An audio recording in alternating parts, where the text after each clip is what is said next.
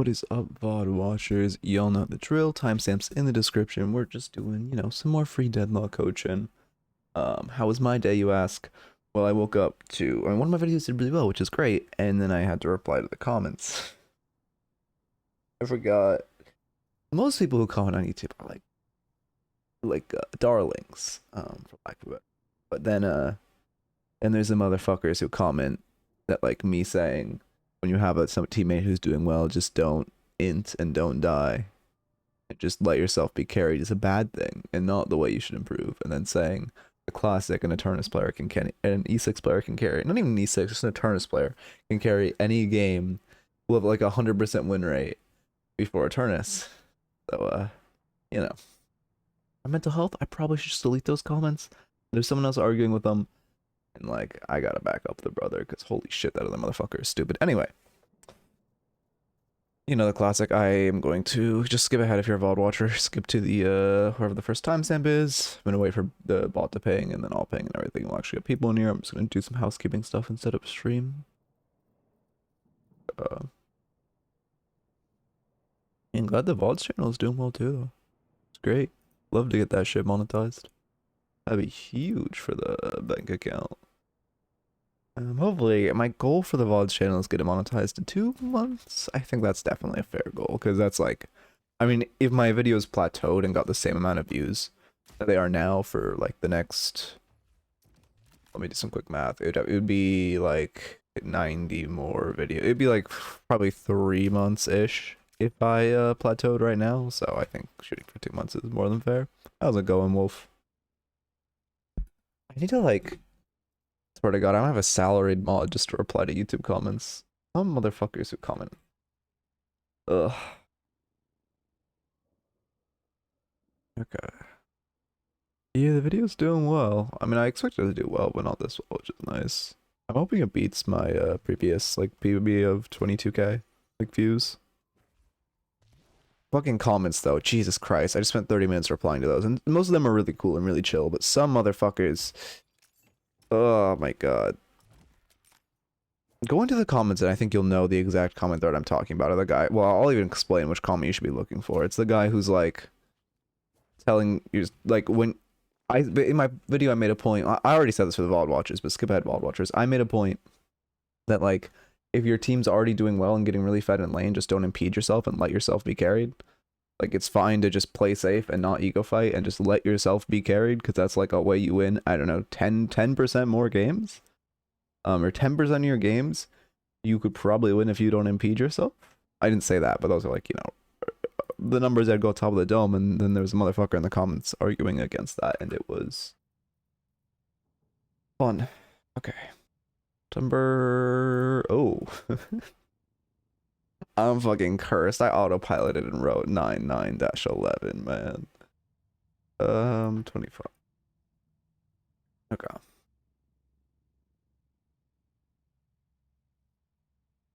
What am I doing?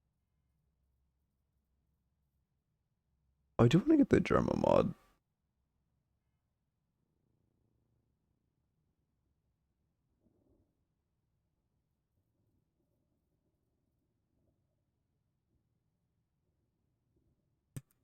What am I doing? Okay, yeah, let's start the bot. Sorry, I'm like...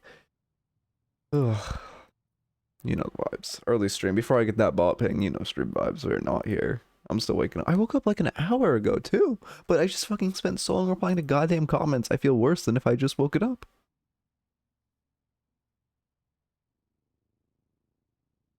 Hopefully the stream will do well. I got a fuck ton of subs off that video, so... oh, I need to reply to something else. Hey, Matrix, how's it going? Wait, before I actually ping with the bot, I need to do one more housekeeping thing. Oh, where did the video go? Oh, did I reload the page? Come on, it has to be here. God damn it. What's it called? I just saw a video from a homie blowing up in my feed. There it is. Nice to... Oh shit, yes. Nice to see the homie eating. I hope he knows what the fuck I mean. I'm gonna make the goddamn bot ping. I need to bring myself to my senses. God damn it, man. My brain is like a fucking mush. Uh, do you steal this today? It's Tuesday, right? Am I insane? Oh, I left food out. Well, not food out, but like I had red vines. I didn't put a fucking lid on them. I see the homie eating is a crazy thing to say. Ah, come on. He's like a fucking, he's gonna have 100 subs and he got like a 5K video. It's like really, really good and impressive. Gotta give respect to him. And I mean, you know, got on my feed too, so you gotta show love. Anyway, start the fucking bot. Holy shit. Just go to raffles and make my brain start functioning. Slash raffle 5 minutes YouTube raffle member fault. That's Gamba. Oh, I probably should have said no page or within 24 hours. Well, 3 have already joined, so hopefully they have evolved without page or within 24 hours. Okay, and then go to here, go to this scene and do that. Okay. Now we actually get people a deer and I fucking let my brain function like a normal human being. Can wake up. I'm gonna grab some water real quick, 1 sec.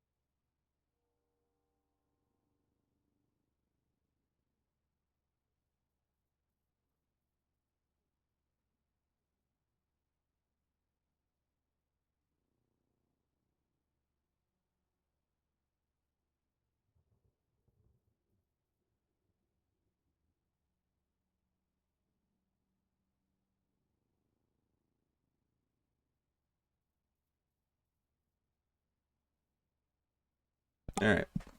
I'm back.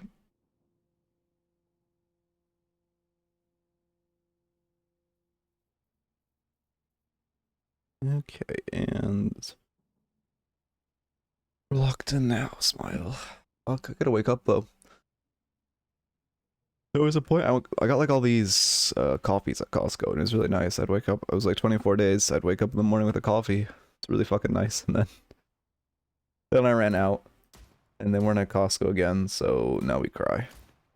I need to go to Costco, speaking of. What day is it? Tuesday? Probably too busy for a while, fuck. Also want to work on a new video. I think my next guide is either gonna be a mental guide, or I mean, someone kind of wanted another general like new player guide of just what every single character does and breaking down how to counter all of them. That could be decent to do.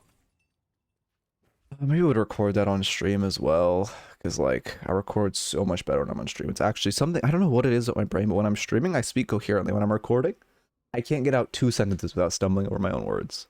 Like I don't know. Yeah, I want to do a mental guide, but it's also like a difference of like work, you know? Because like a mental guide is probably like a lot of work. It's gonna take research. I'm like like reading the Inner Game of Tennis right now, which is a sports psychology book, so I would need to probably grind. Fuck it, we can probably do it without. I have enough to talk about. But anyway, the point is that'd be more work than just chalking up every character. And there was another one of how to take team fights, which I'm not sure if I could make that a full video, because I'd literally just be saying like, maybe I would like just like, I'd basically just be saying don't target the tank, right? If you're squishy, know how to position, like position back, don't target the tank. Respect enemy CC. Like I feel like there's not much more to. Maybe that's a short. I don't know. Yeah, I do want to the mental guide again. I really, really want to get a mental guide out. It's just the thing is I keep saying I don't think I'm like capable of making it now. But my short TLDR segment in the fucking how to climb out of Elo video about mental was like probably 4 minutes, which is half the length of a normal video. Well, not like my videos are normally like 16 minutes, so half the length like a minimum. You obviously have to clear 8 minutes. Okay. Yeah, I could do a short series like that. But man, maybe the shorts probably do. I think that's better as an in video format though. Because I mean, it would just, a few items to counter every character and then what their key ability is and how to monitor that. Yeah, I think that's the play. I think I can make a pretty strong video like that. I think that's what I'm gonna do next. Probably tonight. And we'll get it up tomorrow. Although who knows, maybe we'll have a good coaching session today. That can be YouTube also. Where the fuck is everyone? Hello? Is me streaming on time for once? I've just pilled all my normal viewers that I stream like 30 minutes late now. So me streaming on time, no one's here. Ritualist Warden, okay. Oh, thank you for the prime. Mr. I do not know how you say that. I want to say copper. It's much appreciated. Thank you. Like, I don't know. I'm just going to ignore the vowel in the middle of those two, the C and the O. Very appreciated. Thank you for the prime. Welcome, welcome. I don't think school's been started for a while. It's also my mostly EU people watch me because I stream during the work/school hours for NA. Well, you're in NA, Wolf. Wait, are you not in college? Can you be working? Like in college? Okay. What rank is this? Ritualist. Oh. Oh, I'm on the wrong scene, thank God. Okay. Ritualist. I mean, it's all a statisticality matrix. Even if you have 10 tickets, then 9 people are entering, assuming they all have 5 tickets. Instead of your normal 10% chance to win, you have like a 20% chance to win. Wait, why does this have, why is, oh, this isn't in the raffle group. That's why, okay. Full rank Ritualist. I'm sure you'll win today, though. Okay, yeah, I mean, keep entering the raffles, and I'd love to review you. Okay. Hopefully, I mean, we have raffles are they're really fairly low key today. If you can take a look at it, yeah. For the way we do raffles here is if you go, we'll start a new one after this VOD. But if you go to the Discord, you go like click under the I'm on the wrong fucking thing. When there's a new raffle, you'll click this little box under it to enter, and it's like, I mean, it's like 10 people per raffle. So you have like, we do 4 raffles a day. Also, so you come for 2 days. Statistically, you're getting it reviewed. Okay. And then Ritualist. Oh, this is actually good because I was playing some Warden the other day. That being said, Warden's broken, but like, he's not my character. I was playing him. He just isn't my character, you know? Like, I was getting more cognizant I'm reviewing him. I noticed more, like, it's a weird balance between QSR rush and not rushing QSR. Worlds changed? I didn't change. Well, to be fair, I was top damage. I was so pissed off. I had 4 double parries in the game. I had the, oh god, oh, this is a bricked replay. Uh-oh. Whose character model is it? This is a new one. God damn it, man. Hopefully this is old as shit. I didn't look at when the replay was. Whose character model is this? I can't tell. Because it looks like a new one. Is this Bebop? No, it's Billy. For fuck's sake. Okay, what is this? It looks like, I'm pretty sure I saw the classic text of Billy. Oh my god, my movement. Okay, this is old as shit, thank god. So there aren't any new glitches. Let me add the motherfucker who won. Bags.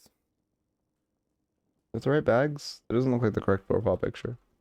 But I doubt we have multiple bags in our okay, no, that is the right bags. At bags. Oh my god. Do you have a more recent VOD? I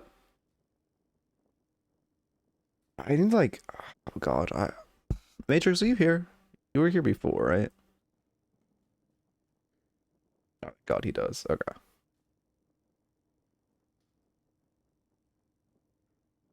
If whenever I mean, no pressure on the bot, but whenever we get it, please add a feature where like it pops up like before you like it's something where I can say where when you click the raffle, it gives like a like it pops up and says like I can make it like the description pops up and I can make it say like, you know, VODs currently are bricked after 72 hours or some shit like that, or this is like a, you know, new character only review, right?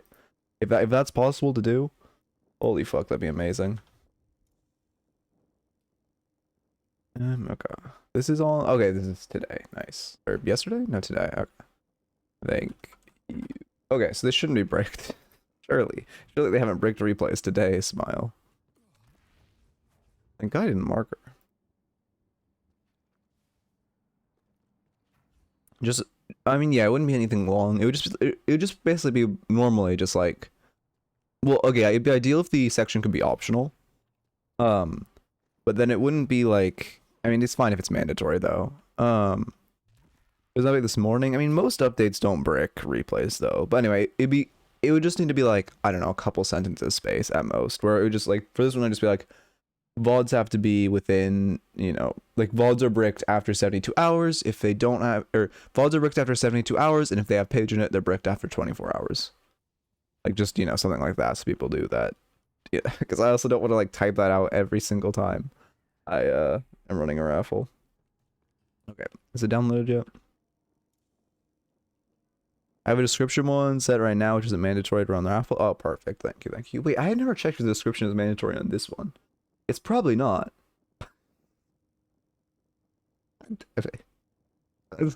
For a year, I have just been writing a description as filler because I have not checked if it was mandatory. It probably, god damn it. Okay, start record, not start replay buffer, start recording. / marker Ritualist Warden. God damn it. A year. Oh my god.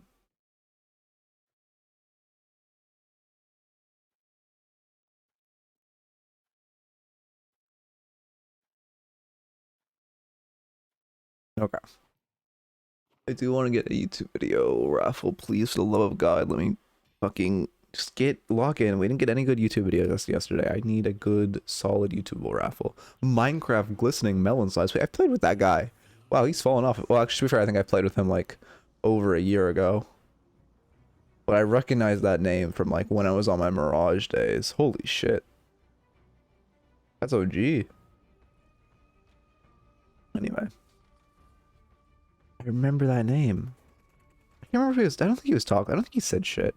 I don't even think he was on my team. I just remember playing, like, I remember being in a lobby with him like over a year ago. I mean, like, damn. Yeah. Yeah, that's fine. I mean, you're a Ritualist. They're not going to parry off audios, so it's cheeky. I like it. Also, into Paige, you know, she has to show a little aggression to get soul orbs. They go to deny on our first wave. So obviously, second wave, we need to play safe because they'll have an ability on us. That's 2 denies. Looks like you got the teammate who doesn't shoot orbs. That's always a fun one. Minecraft Glistening Melon.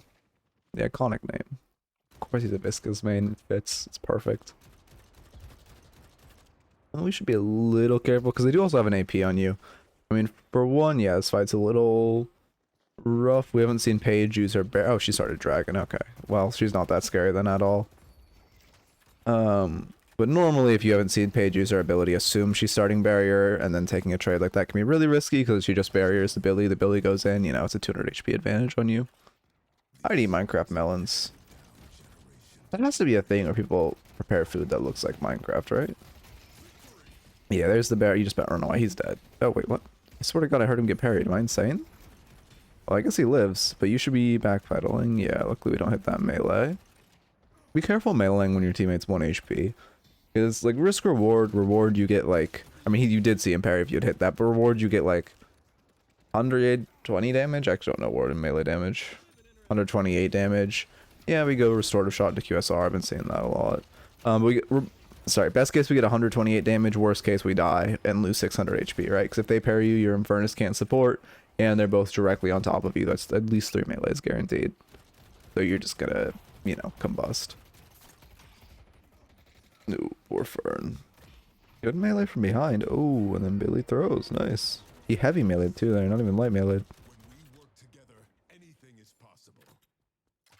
Okay, I think, is this Hoots build? Or did you just, actually I don't think you're in chat. I know Hoots build always goes restorative before, well, not always, he doesn't always, but I guess his build does always go restorative, free QSR. It does feel like you bought it when you were kinda healthy, so probably Hoots build. What's our max order? If last max in. Oh, perfect. Thank you for clarifying who you are. And is this, okay, do you know if this is Hoots build or not?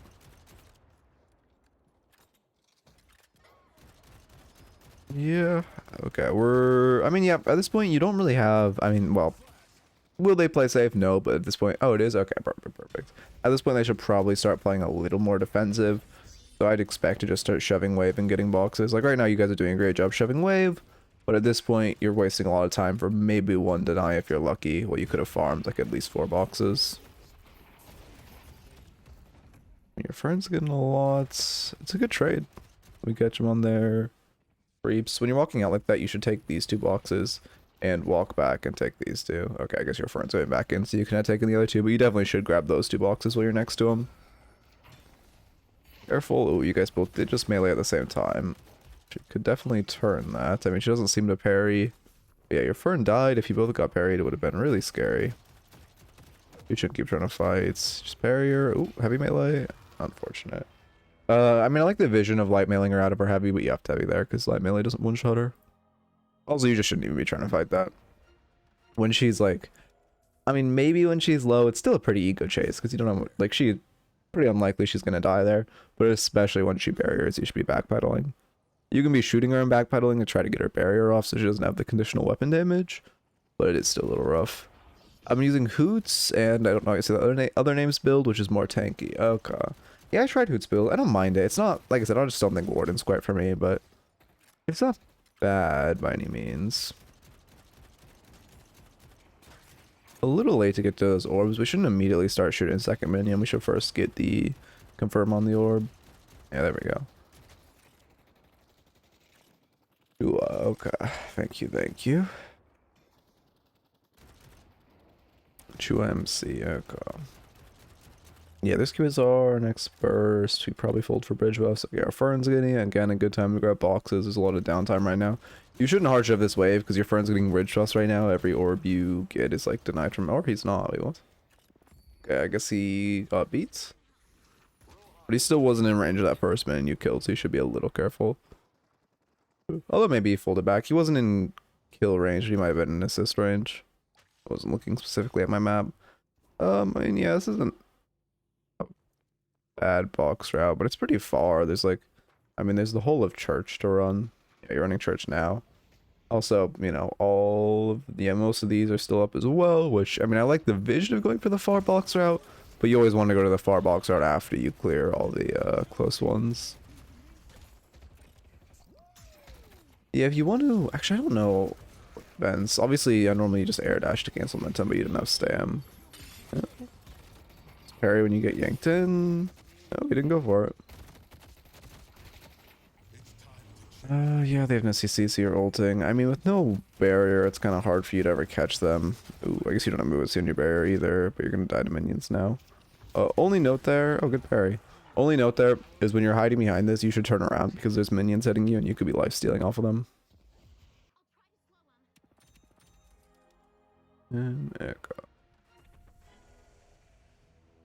Yeah, it also with the vent. Yeah, I get that. They're just turning around. I mean, it's not a bad box out, but yeah, your timing is kind of rough. Hey, welcome. Always nice to see a new face. Yeah, we're going enchanters next. I don't know. I guess my issue with Hoots build is I feel like the gun just fucking tickles. Oof, that's a rough deny. We did not even look for that confirm. Yeah, I'm glad you looked for the deny first. Okay. Nice to see my face. Well, Wolf, you know. Well, listen, it's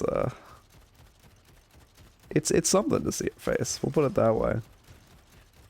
You should pull back. You can't full farm this camp. I I would have gotten 3 small creeps and then folded back, but I like starting the camp, but you obviously can't finish it. Okay. Again, wave shoving, you're kind of wasting your time by pushing for this deny. It's highly unlikely you'll get it. And in this time, you could have gotten, I don't know, 4 boxes, which has just always been maxing the souls. I mean, I've definitely done VOD. Yeah, I've done VODs in Asian OC. I don't know, like, which one specifically, but I definitely have coached ones. People don't really say their region, though. Here you go. You're in Asia. Okay. Yeah, we should not be trying to go in here. We see our Fern backpedaling out of the fight. It's not really great for us to come back in, especially since we know he doesn't have dash up. It's like, I guess also, I mean, I talked about in my last video how you want to monitor, like, the enemy's key abilities. For Billy, it would be his 2. For Paige, it would be her 2 as well, her barrier. Ooh, another deny just given. Oh yeah, Matrix as well. But with, you also want to keep in mind, like, your teammates' key abilities. Of, like, your Furnace right now, ooh, like, when his dash is offline, he's super vulnerable. You should not be trying to slide into this 1v2. But he's really vulnerable. He needs to have that dash online. Just thinking about that, that's not a good cage. When your furnace is resetting, it's better to use your cage like now because they obviously can't walk into you, so they're forced to walk back. Oh, he's not resetting. What the fuck is he doing? Okay, well, he should have been resetting. Either way, it's better for you to have your cage to deny siege there, because they're just throwing it in lane. You aren't going to get that much value. Yeah, now we're doing shit. Maybe we live. But it does give you value of zoning people away from your stairs. Also, I mean, obviously shouldn't have gone back in with that ult, but it is what it is. Once we have T2 in it, it'll be a lot stronger. Oh, I mean, I know Hoot's build goes ult next. Can I get my VOD reviewed even when there's a rank disparity? Oh, yeah. Okay, with preference over, like, VODs, I always have a preference that it's, like, a close game. So it's more, there's more to look at. That's kind of a waste of our barrier. We don't have CDR on it, right? Yeah, we don't have CDR, so it's like I don't know why to look. I can see it's a 40-second cooldown. That's a long cooldown. We could also just use cover and not get hit. They beat you to bridge buff. I have not played Balatron forever. I don't think I'm gonna play that game for a long time. I'm not like, okay, I like Silksong, but like, it's kind of like, I'm at the act boss and this bench is 30 seconds away, the closest bench, and it's like really killing my passion for the game. Because it's like the worst possible decision to have a bench far away from a boss, or like a respawn point far away from a boss. Like, no one likes that ever. It's such terrible game design, and it's griefing me. It's making me like upset because it just feels miserable every time I do a 30-second like parkour walk back. Ew. Also slowing Hex is not, well, actually it's not crazy this game. It's good into Viper, good into Billy. Might be a Slaying Bullets game actually over slowing Hex. No, I love the traversal. I mean, I think Silksong is a great game aside from them not putting respawn points near bosses. And then I guess also I like the hike difficulty, but the hike difficulty feels awful on those fights where they just like spawn in, where like boss fights that spawn in enemies, or the like close range fights that have multiple enemies. That feels pretty rough with the hike difficulty. The sense seems high. I mean, yeah, it's definitely a little jittery, but I'm not, I mean, as long as you can like do micro flicks, the sense I don't think matters that much. Like, if you can do micro flicks and you can get your mouse from one end of your mouse pad to the other, you're fine. And it doesn't seem like he's struggling with micro flicks. Okay, we're going double vest. Interesting. I don't think this is Hoot spell, and this must be, oh, this probably is the other build he's had. The Chua or whatever. Because, okay, we're kind of wasting time right now. Let me get your map on so I have your information. I mean, they have all towers up. We're not in a great spot. We have a well, we're not even actually down that many souls. Which is surprising considering we're down 2 towers. Oh, yeah, there it goes. And, right, we drift for lit, so what the fuck? Wait, but how? Okay. I'm like Ocean or wait, Oracle 6, but I play into Ascendant Duo Q or Eternus Duo Q. Yeah. I mean that's pretty normal by the time you hit Oracle. It's just a player based thing. Even when you queue during prime time, you're gonna pop like an Eternus or two, and then when you queue during non-prime time, you're gonna pop a lot of Eternuses. Just the unfortunate of you know how low key this game is right now. Ooh. That's why I struggle. I mean, yeah, that's also why a lot of people get stuck in like Archon to Oracle, like that kind of box in between, is because since you know when you get into Oracle, you start playing with the Eternus players. It's like a big skill disparity between the like high Archon and medium Oracle. Because they're just, it's not like a skill check of just one rank, you're getting skill checked of like, can you survive against Eternuses?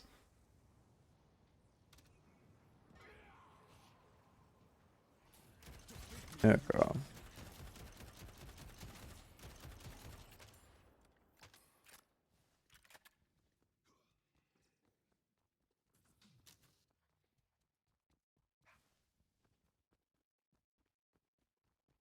Sorry, I'm still thinking of the fucking YouTube comments. Oh my god. Some motherfuckers. We're just ulting the Guardian. Yeah, that's fine. I only thing I can say is they should have come out a little sooner, because I'm pretty sure he thinned most of your wave. Yeah, you're only saging with one minion. If they were smart and killed that minion, it would have been a little dangerous for you. Backpedaling with no tower, which is a little rough. I have one question. Do you know if escalating exposure is bugged? I mean, I don't think it's bugged in general. But, like, is there a specific interaction you think is bugged? He doesn't proc on, like, some on hits that don't proc. But those are, like, abilities that don't proc on hits.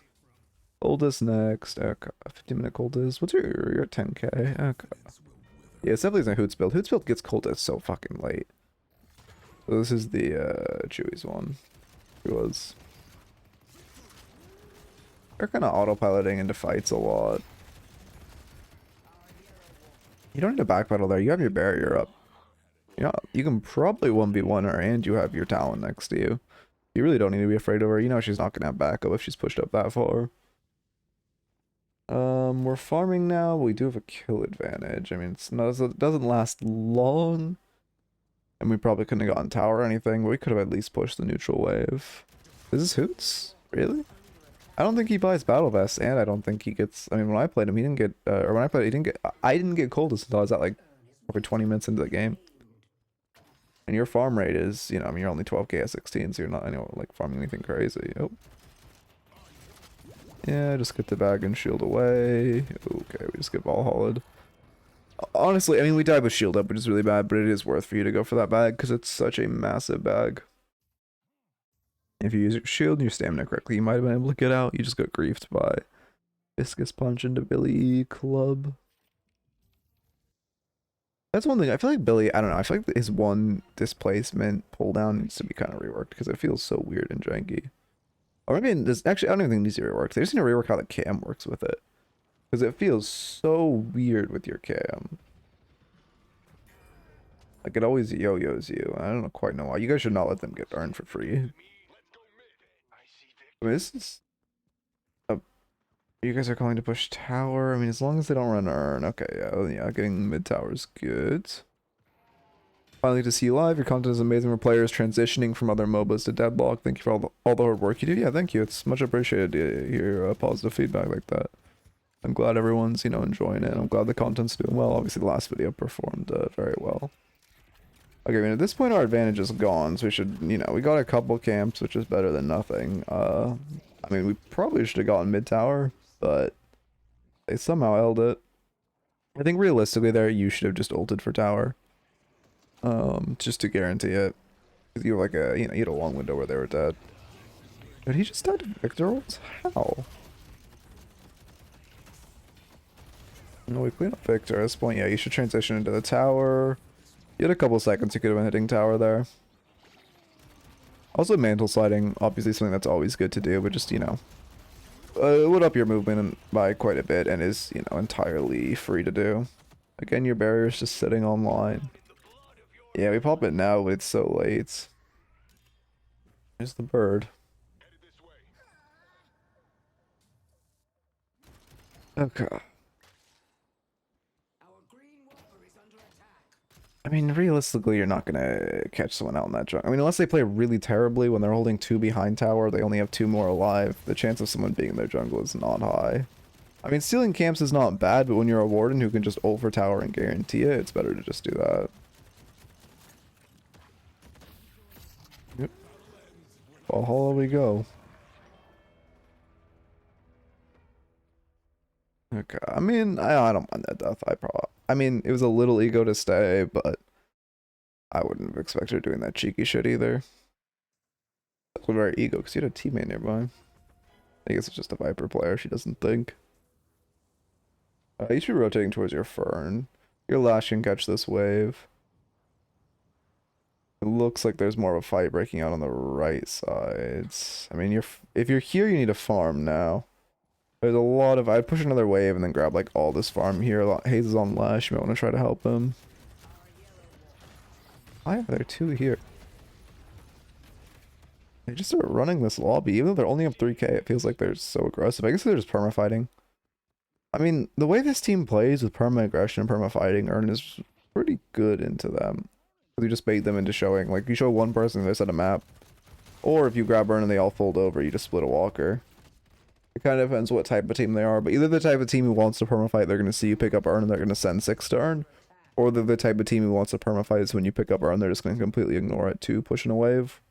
And either way, it's good to get a vibe of which type of team they are.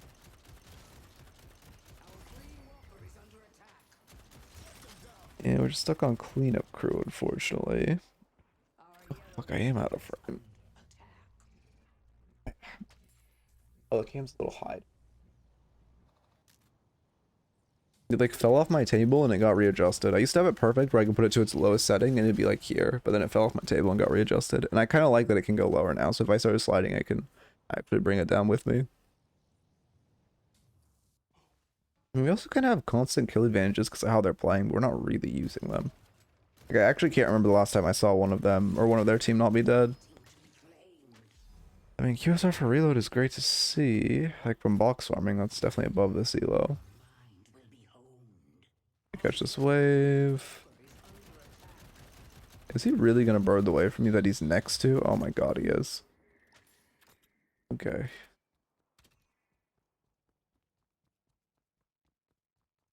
And we have ult again. You can't really brute force push this. They're holding it pretty well. You do have... What's your raw gun damage? You don't actually have that much raw gun damage.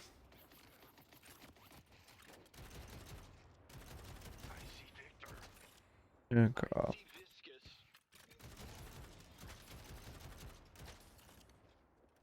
I mean, we're positioned like we want this mid tower. Maybe with Warden ult we can force it. You don't have your ult max though, do you? Yeah, you don't have your ult maxed. You kind of need to farm till you have ult max, and then if you want to try to force mid with your ult maxed, you probably can. But pre-ult max is pretty difficult for you. Your Mina's catching that. You don't really need to be here. You just have permanent wave prio. You could also bait someone with the way they're playing. Like, I'm sure if you put like, here, I'll go map you. If you put like 2 teammates hiding like here, and you say like, hey, you know, solo person, go shove this wave, they're probably just gonna send like 2 on you and you can just fuck them up. Like, because they're just, I don't know. I mean, yeah, like look at mid right now. I mean, that's both of them cleaned up for free. You're coming to this fight, which I don't mind. There's only 2. You're letting your Mina split. If there are more of them on map, I'd kind of prefer a split, but we could do mid jump too. Get there faster. Exclamation point mid jump. If you don't know it, we should just ult in. You just should jump in and ult. Your team's in the middle of a fight. You should just like jump in and ult. Yeah, there it is. A little late, but better late than never. Let's just focus Paige. Anytime you get on Paige like that, you should always focus Paige. She is... Actually, I don't know if she's squishier than Mina. You should focus her over Mina. But I think she's the squishiest character in the game. So that title could be taken by Mina, but obviously Mina 2 gives her a lot more survivability. So whenever we get on Paige like that, we should just full focus her. Mina squishier. Okay, thank you. Did she really lower? Which can I see? Can you see health scaling in game? Boons are giving 551 for me for Paige. Boons are giving 644 for Mina. Mina's significantly more fed. Okay, yeah, Paige definitely has slightly better health scaling. Can I ask like schedule and plans on reviews? I do, like, as far as Or I mean, if you're asking, like, I stream every weekday at like this time, 11:30 PST, and we do 4 reviews a stream. And oh well, tomorrow actually, every Wednesday we do like 1 review and then watch DLNS.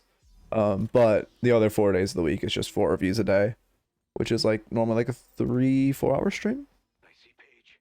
And then sometimes we play games after, depending on what my schedule looks like. It's a little sloppy. It's better to air dash there for pure speed. Also, we're doing a mistake I see a lot. Okay, there we go. I was gonna say, we are kind of letting our stamina creep up a lot. Movement was a little rough there. Yeah, your team. I mean, you need to try to catch this. Viscus only has 1 punch left if he has rapid recharge. Ooh, that sucks. You shouldn't let the urn reset. You guys are walking from urn. Yeah, it's starting to shuffle back. You noticed. Okay. Well, we get him. So are your VODs piling up or not? I mean, I have a VODs channel. If that's like, if you want to watch the VODs channel. That's Ian. But yeah, I have a lot of VODs. I mean, if you go on, well, to be fair, I haven't, the VODs channel actually, I just like started re-uploading to probably a month ago. But in general, I upload a lot of VODs. Also, in that case, you should not chase the Viscus. Your Mina zoning in pretty well with her ults. Both of you don't really need to use ult. Mina ult is less valuable than yours, so it's good to Mina ult. You should just pick up Earn and cash it. And then also, he only has a certain amount of puddle punches. So if he wants to try to defensively keep you guys from grabbing Earn, the second he uses the second. I mean, I'm assuming he only had extra charge, and that's why he didn't do 3 puddle punches. Oh no, he just came off cooldown, unless he just sold extra charge. You guys could definitely have just like cashed out in his face, and if he walked up, he would have just, I mean, he wouldn't be able to do much. If we're going mid, it's more efficient to route on that vent over there. We should be grabbing the survival buff while we're next to it. Yeah, we get there eventually, but our routing's very inefficient because we're literally right next to the vent that takes us directly to buff. This is always a good vent to hit. Yeah. Oh, wait, you meant like our VODs I want to review piling up. I mean, not really. When VODs get more like contested, we'll probably implement small rules like to thin out the VOD. Just like you have to have, I mean, the person who model my channel off of Woohoojin and stuff, like you have to have a certain amount of like time in the game and stuff like that. Maybe so probably a certain amount of games on the character just to thin out like some more of the basic stuff. Thank you for the follow, Nux. Welcome, welcome. At this point, you should ult. Yeah, thank God that page all missed us. Having no Majestic Leap just feels so bad. We could do so many risky ults too, and they have so much to stop your ult. Yeah, we get Victor. Be mid off the back of this. We probably have to reset to Fountain to heal. But your team should definitely do mid here. At the minimum, we should see Urn ran, ideally mid. That mid tower should also definitely fall. Getting you guys another flex. Yeah, you need a reset. We'll see, hopefully Majestic Leap bot, probably more like, okay, we're going Mystic Slow into Lightning Scroll, okay. Yep. To be honest, Power Spike, MOBA knowledge is what I should really look up next. I mean, I feel like Power Spikes are pretty, it's not really that, like, complicated, right? It's just when you buy an expensive item or when you max an ability. Or like, I mean, in laning stage, when you get the 2nd level in ability, that's also a pretty big spike.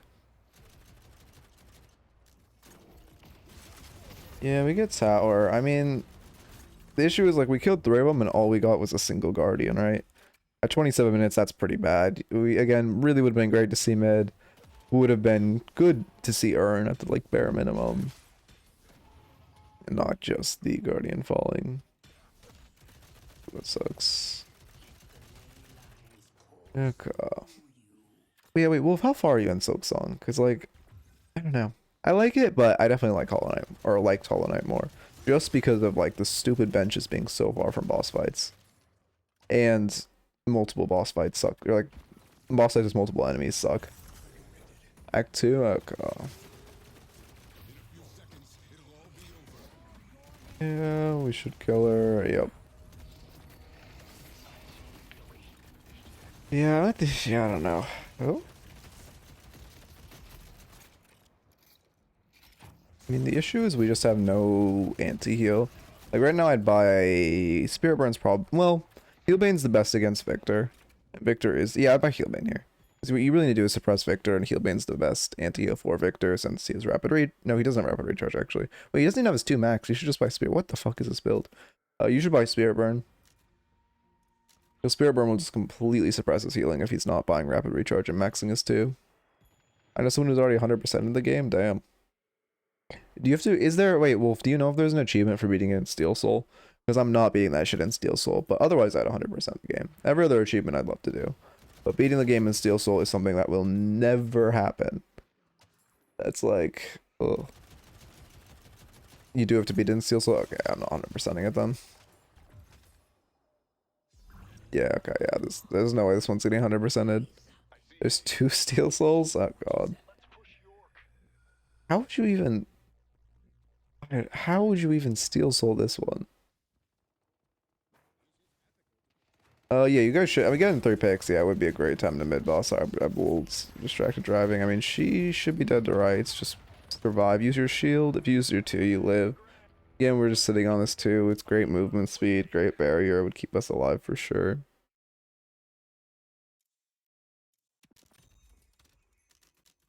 I mean, everything fucking one-shots you. How the fuck do you Steel Soul it? I feel like I could probably Steel Soul the overworld, but like, ain't no shot I'm gonna beat any of the fucking bosses Steel Soul. When you make one mistake and you get out like just comboed in one shot, which is fine, I think generally. Like I like it in the general game, but I do not. That shit's not happening in Steel Soul.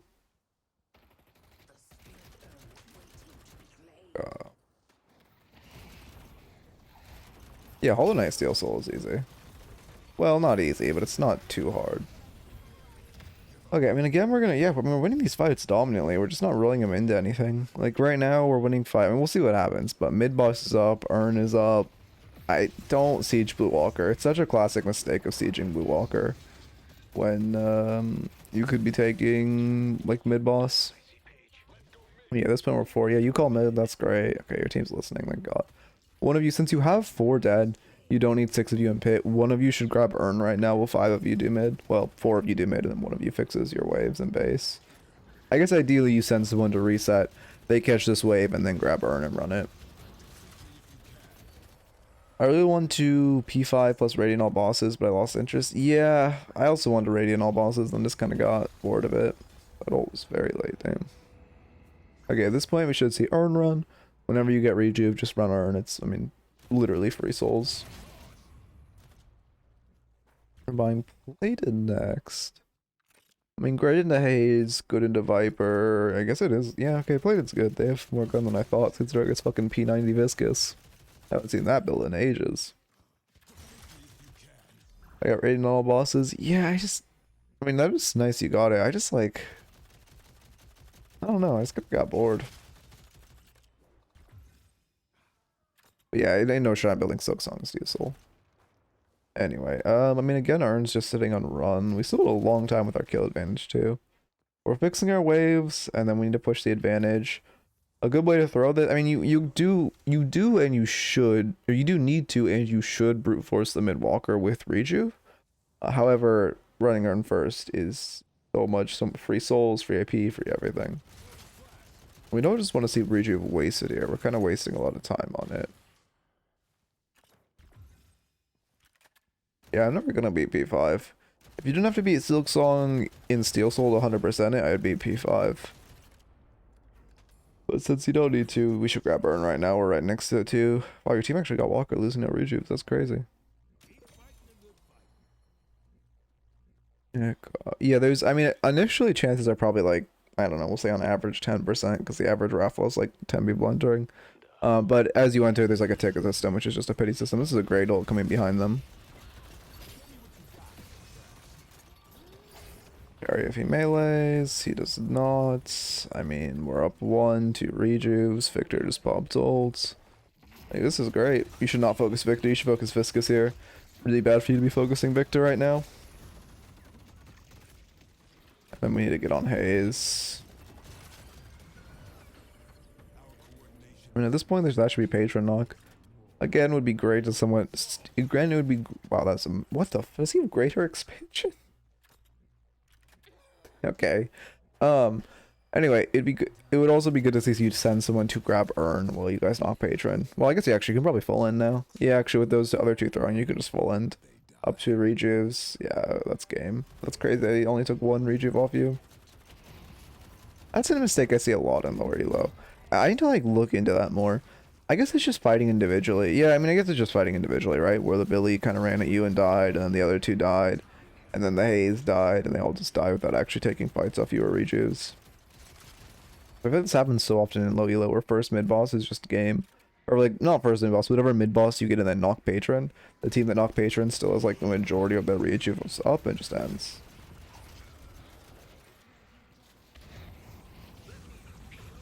Yeah, that was a good win.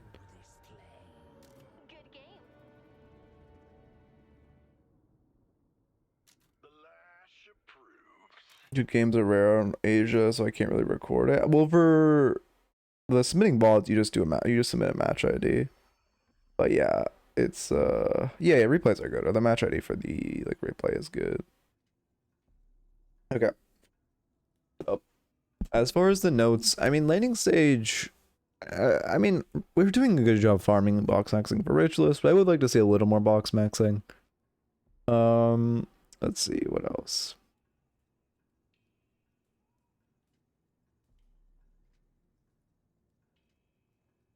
What else am I talking about? Let me look at stats in laning stage.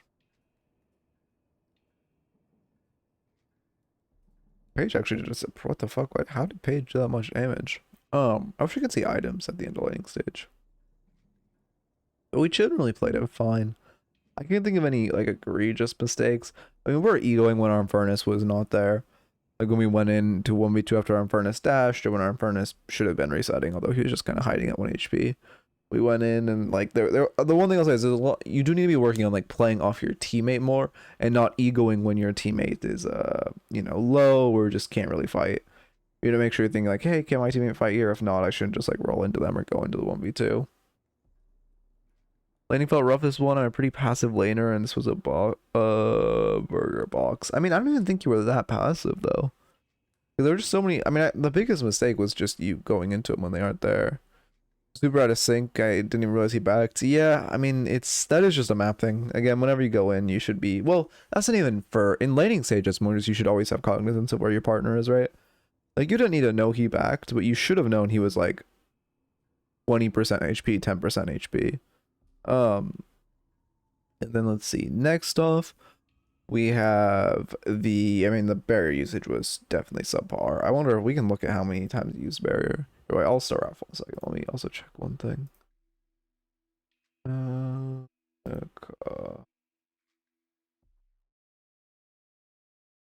I don't have a name loss playlist for Deadlock. I don't even think. I mean, I personally use Kovacs too, but I don't even think there is like a playlist. I just do like a general playlist. Okay, wait, let me look. And then what the fuck is it called? Willpower.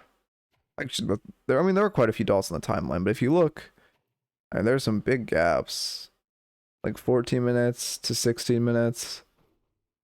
It's not as bad as I thought, but there definitely were a lot of times where we could have 2'd and just we died, or we died a lot with our barrier up, and then there were a lot of times where we could have barriered for, especially for that movement speed. It's not just about the barrier, but the percentage movement speed increase is also very crazy. I don't know what the fuck I was doing there. But that's also very crazy, especially, I mean, 35%. When you're getting 35% move speed bonus, it's nothing to scoff at. Oh, and then obviously you get max getting with spirit power, feels great. And then let's see. Next up, mantle sliding. Just making sure you're mantle sliding. Free movement, free mechanic. You literally just put your mantle in there. But anyway, actually there isn't good geometry to mantle slide here. But just every time you mantle, hold control, free movement. How am I not getting a wall bounce there? Heck, and my accuracy was good when I hit top 10 Mirage. That was like, I don't think it was, I don't remember the numbers, but it was pretty solid. I was like good at aiming when I was on the Mirage days. Anyway, the point is just mantle sliding. Do that. Just train your brain anytime you mantle to press control, and it's just free movement. So much free movement that you literally have to do nothing for. hate that control has a timer after a double jump. So you just have to do like this to actually get it quickly. Why does the control down jump feel so like janky? Anyway, let's see. Is there anything else? I mean, I think those are your biggest notes. Our ult usage was generally fine. Our building is nothing stellar, but nothing terrible. I mean, you know, I don't, well, I know the build that you use just rushes Mark Mag. I'm surprised it has no raw spirit, because there's so much that scales with spirit. But let's see. I mean, those are definitely the biggest things. That's especially, biggest notes I'd say to work on are, you know, in lane, knowing where your teammate is, and then post lane, calling, well, I mean, just knowing when to call mid-boss. There were a lot of times you guys got a big advantage and just didn't call mid-boss, and the one time you did, you know, it ended up chaining into the end of the game. Well, there were like 2 team fights we won before that, and there was just no mid-boss. Or if your team doesn't want to do mid-boss, you call mid-boss, your team doesn't want to do it, or you just don't want to call it, just grabbing urn. That urn is OP. Free souls, free AP. If you win a fight, just grab it. If your team's not doing anything major, just get urn, run that urn, and it's a lot of free souls. Anyway, those are the biggest notes I have to work on, which is just early game teammate awareness, mid to late game objective awareness as well.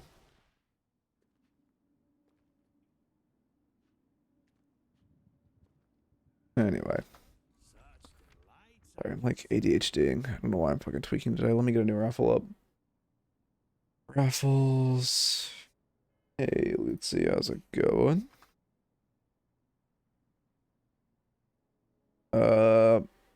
Within 72 hours or no page. Oh, sorry, within 24 hours or no page.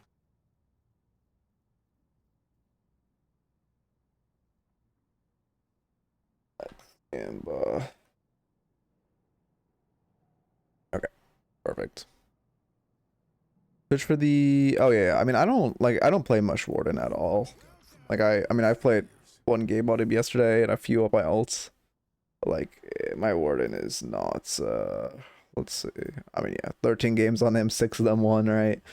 Not the most stellar by any stretch of the imagination. Okay, what was it called?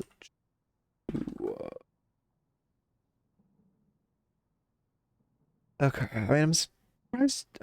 Man, I saw this. I don't know. Okay, immediately off the gate, I definitely. I mean, this is probably just. When was this updated?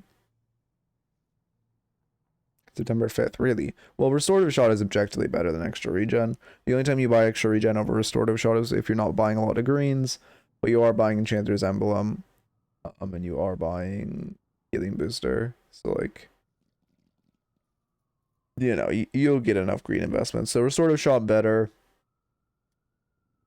I mean, depending on the lane, I don't know if you always need to rush this. Arcane Surge, obviously a good item. Yeah, Enchanter's good. Cultist, I mean, the rest seems good. We're getting QSR pretty late, but I have seen builds that don't like getting it early. Spirit Duration's early. I mean, I guess it's not awful. Mystic Vulnerability, yeah, it's, well, I guess that's just for your olds. What's the max order? That matters a lot. Pure ult max I hate. I mean, pure, what the fuck is this shit? You put 3 points in ult and then put a point into flask and barrier? I mean, I hate this point order. This point order feels really bad. Because you're also delaying your ult max spike either way with 2 points. You might as well just put 3 into flask. I mean, these are all solid items. And then, yeah, these also, I mean, they're all, the items are generally good. I mean, this doesn't seem like a crazy build. An extra regen over a Restorative Shot is kind of a red flag.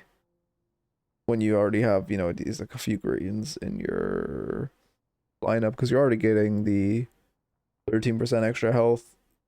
I mean, I guess it does push you over the edge early to get 4% extra health, but it's not really that crazy. Oh yeah, Slowing X, oh yeah, Slowing X is here. Slowing X is good on Warden. If you're into anyone with dashes, buy it. I mean, slowing X in general is OP. It feels good on Warden because, you know, he likes to slow people in his cage. But like, if you're into Viper, who you can just like suppress with slowing X and stop her from sliding, or just any character that slowing X is OP into, like Mina, Fern, Wraith, I can't think of any other slowing X characters. I really feel so bad on Warden because his base speed is just so low. I feel so bad moving on him. Also, rope movement feels god awful in this game. They need to patch that shit where you like catch the rope and then like tweak for a second. Like, I don't know, maybe there's a key to actually get on the rope. Yeah, upgrade the lash as well. I know a lot of or not I know a lot of, I'm pretty sure, is it Hoot's build? It might be Deathy's build. One of the like most popular builds for Warden goes, you either go slowing bullets or slowing X for keeping people in your cage. It's kind of your choice, and keeping people in your ult as well. Obviously, that's pretty major, or pretty good as well. Is his dash? Wait, what? Warden has his dash speed nerfed. Does he really? I mean, he feels slow as shit. I know his base movement speed is low. I guess they did do dash speed. I don't actually know which dash, or who has what dash speed. Is there a easy way to see that? I assume it's on the wiki. Would just be on dash speed, because I know there's like different buckets about dash speed or whatever, but like, hey, how's it going? Like, I don't actually know. Like, I don't know where the new characters sit with their dash speed. Also, why did we get? I mean, I know why we got Abrams now, because he's tankier, but why not just give us a training dummy? Like, I want to practice on something that can actually take a hit. Which time was from the raffle? 15 seconds. Okay.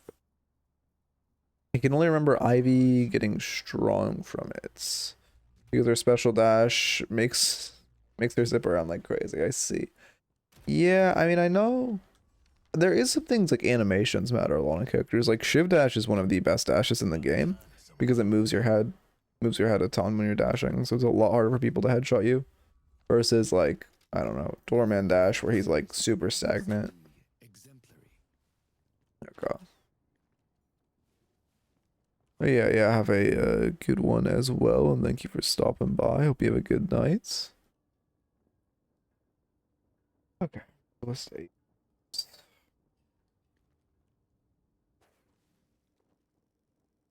Oh no, I'm not talking. I'm not talking about like dash distance and bucket. I'm just talking about like how much people don't think about how good having a dash that moves your head is with an air dash.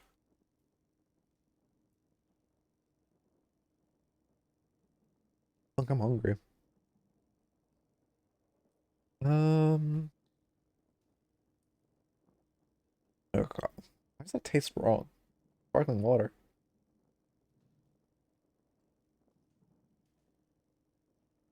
Hmm, oddly concerning. Need a fucking Longton review. I haven't had an Abrams review make YouTube in so long. Oh, just lock in and get a good review. Fucking hell. I don't know why. My like brain isn't working. I should have bought water. My entire body feels like it's shutting down. Damn, yeah, if you don't have water, you should definitely get it. Or like find a way to get it. Okay, no page in this. It is past update. God damn it. I have to restart. I haven't seen that replay download fail in so long.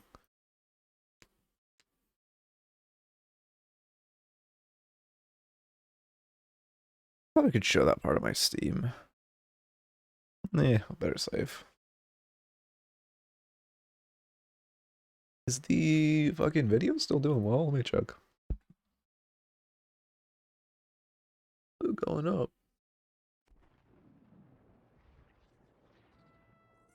Check if the graph is spiking. And graph's starting to plateau slightly. I don't think this will be a PB video, unfortunately, but it is still doing very well, which is great. Okay. Also, oh yeah, sorry, I should look at threads. I always forget to actually look at them. But yeah, thank you for just sending it here. Okay. Do I recognize any of these names? I do not. I hate how under 24 hours just means I'm cooked and have to throw down the shitty reviews. Well, they don't have page. They can be old. I mean, surely Valve will not release another patch that bricks old replays, guys. Surely. So, you know, you able to get good games again. Surely. Valve won't do that. This was yesterday's 13th game. Wait, the 13th? It's the 13th for you? Where do you live? Oh, it was your 13th game of the day. Okay.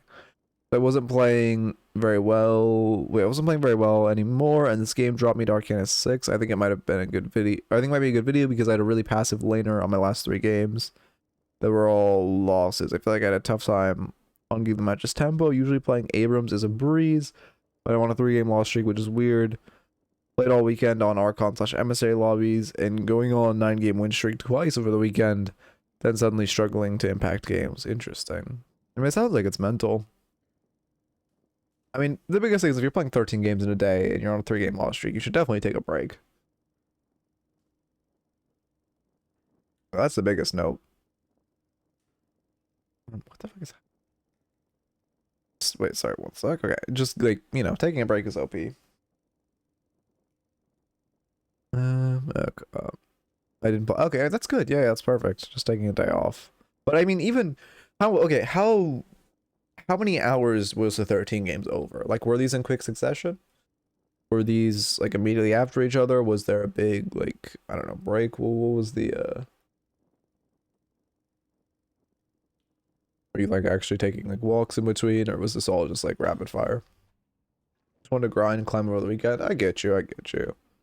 This game is fucking like actual crack. Over the afternoon, 9 to 10 games in a row, then a 2-hour break. Okay, I mean 9 to 10 games in a row is definitely too many. Just if you're playing like 4 games in a row, just take like a 10-minute break in between games. Just something as simple as that is really good for the mental. Just taking a very small break. Also, wait, sorry, Lewis, you were typing a lot. Let's see. I had a match where I had the highest soul count against the top 2, Warden and Billy in South America. Honestly, can't stop playing. This game is so fucking fun. Yeah, I haven't won a match in like 6 days, but it was fun. Yeah, I mean, this game goes crazy. To be honest, I would rope if I go for more than a 4 loss streak. How old is it? Back when I played Dino. Oh, it's on. You can't really see the full extent of the loss streak. I mean, you can see some of the loss streak here. Unfortunately, it's not all on one page. Like, I mean, this is a 10-game loss streak, and then a win, and then 3 losses in a row. Not a good time. Yeah, listen, I'd be dooring it. Falling an elo, but I mean, my door is doing good. Like, I'm getting a positive win rate on Doorman. The issue with my Doorman is just like, it's hard to be a difference maker as a Doorman. That being said, I'm getting there. But it is all type of shit where, like, you know, I could, if I was to put this many games on like Haze or Mirage again or some shit, I would be climbing significantly faster. But I like Doorman a lot, and I want to, like, you know, door. Okay, let me get everything. Start recording / marker Ritualist? Yeah, Ritualist Abrams. Thank you for stepping outside the Baroness to join us for the ritual. Okay. What am I thinking? Oh, yeah, easy in a sense that they knew they needed to push waves, just that.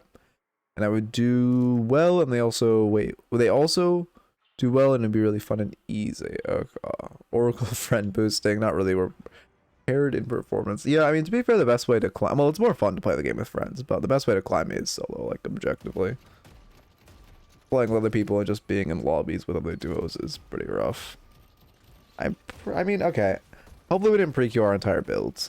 We see an earlier queued restorative shot, which isn't bad, but it'll be scary. I hope we just don't have our entire build pre-queued, because that mechanic sucks so much. Ooh, unfortunately I missed the orb. We're too aggressive right now. When wave is pushed past us, we're in a really dangerous spot.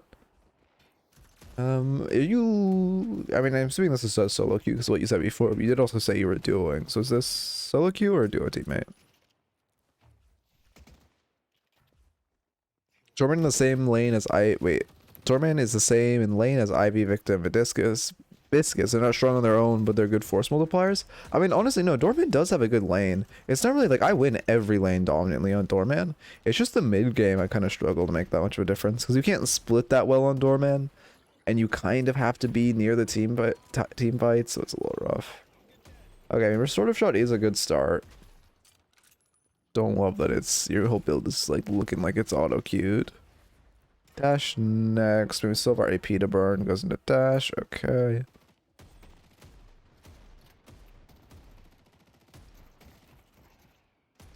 I mean, this is a little pass. I wish you could see.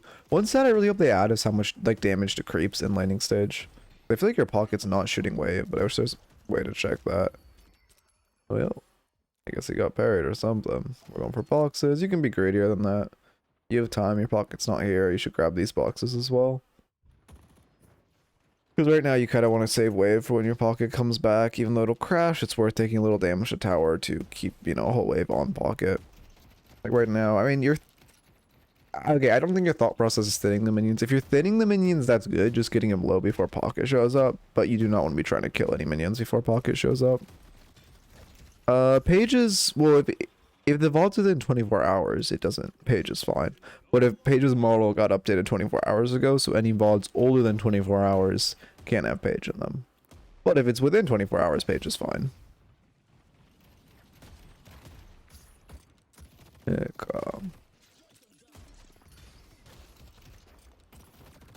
Should charge her here. Ooh, that's unfortunate. We had charge online though. She overcommitted. If we just charge and light melee her there, we're gonna do a lot. When she's standing like directly by a wall there, it's such a free charge angle.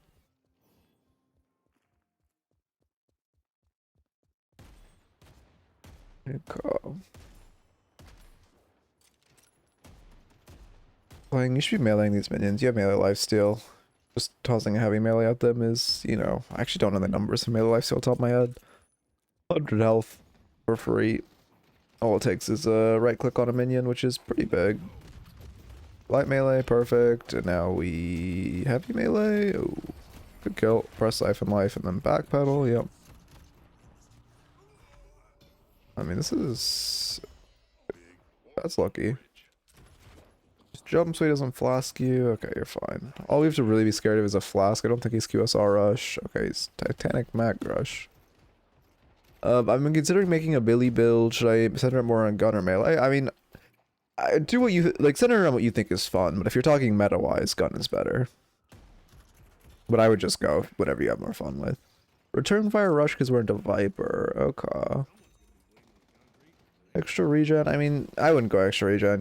You're already so defensive. If you want another defensive item, you need to buy monster rounds because it'll allow you to like start pushing back waves so they can't just keep crashing in a tower. And it will give you 1.5 regen or something. Well, extra regen gives you 3, right? Monster rounds gives you 1 point, or only 1 actually. But it still is pretty, you know, considering how much it's gonna help you survive tower. It's a good defensive and yet not completely redundant of 3 regen items. And I think the reason your regen is you're so strapped for regen is you're not really using heavy or the melee lifesteal enough. Like right now, if we could get a melee on the wave, we're gonna take like 50 damage and poke, but we heal 100 health, so it's net positive. Yeah, I mean, monster round only doesn't give a crazy amount of regen, so you don't. I mean, you don't buy it for the regen. The way you want to think of monster rounds is like, it's like a it's like, how do I word this?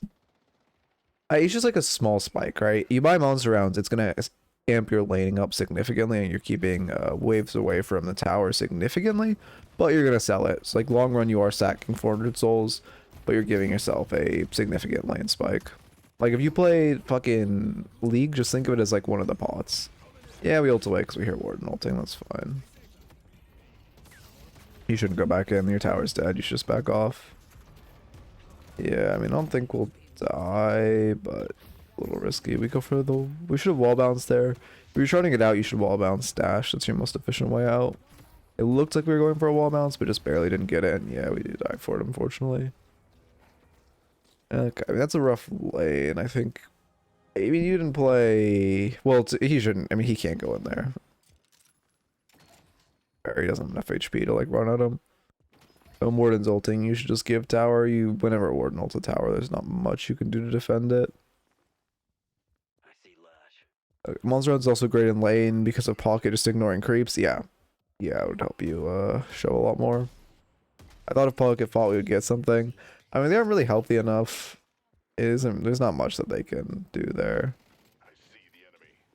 You guys aren't like crazy behind soul count wise, but HP wise, you both are half HP. They're both pretty healthy. Yeah, this Pocket is way too passive.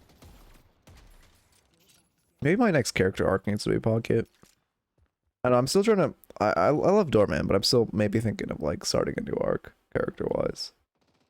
I feel like I've played enough Doorman to min-max his coaching. It might be time to hop on someone new. Your Pocket's backing up. I mean, this is the correct call by Pocket. It's... Unless... Are they showing your lane of roaming? I don't think they are. Yeah, they're not. I mean, he's beelining back. So it's gonna be pretty rough for you. I mean, you live. Oh, we don't live. Yeah. I mean, that's a pretty preventable death. Yeah. How well do you think you can coach a support? Oh, I mean, I main support mostly. Well, I mean, I guess when I climbed, I was on Mirage, but I played a fuck ton of Dynamo. I played a fuck ton of Doorman. I never really played Kelvin, but other than that, like, I played Ivy too. I never really played support Ivy, to be fair, but... Oh, like, support items. I mean, to be fair, support itemization isn't that complicated, because it's only, like, 4 support items. You buy Rescue Beam, you buy DB. You buy Healing Tempo if your team needs, like, Fire Rate, and you have an AoE heal, like Dynamo or whatever. And then you just buy whatever the fuck else you want, because those are the support items.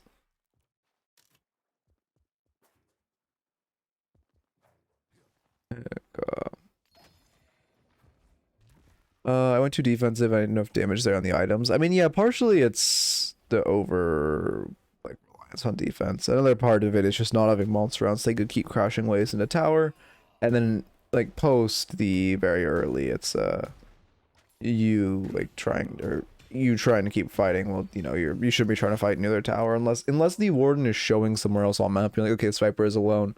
Call in Pocket. We ambush or push tower. You cannot be pushing that tower. Because once they get tower, they have a huge advantage, and they always win an on-paper fight. New DB is sick, but it's weird. The way, yeah, I mean, it's also if you're support and you're into Pocket, always rush DB.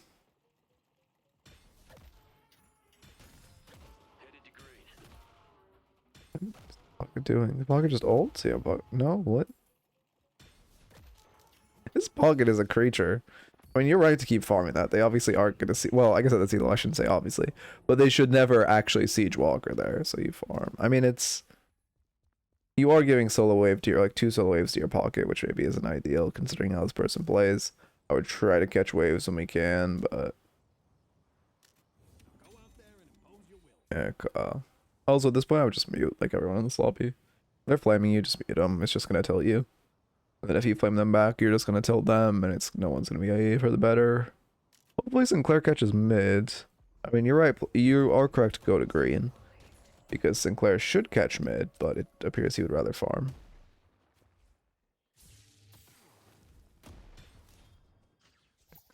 I mean, we know Viper's here. We know we can't fight. No reason to pop return fire there. I'm assuming you just have return fire on the... Or you were trying to press gold front. You accidentally pressed return fire, so I won't, you know. Obviously, I don't think that was intentional. We shouldn't try to fight here. Yeah, we just back off, get bridge buff. Keep things easy.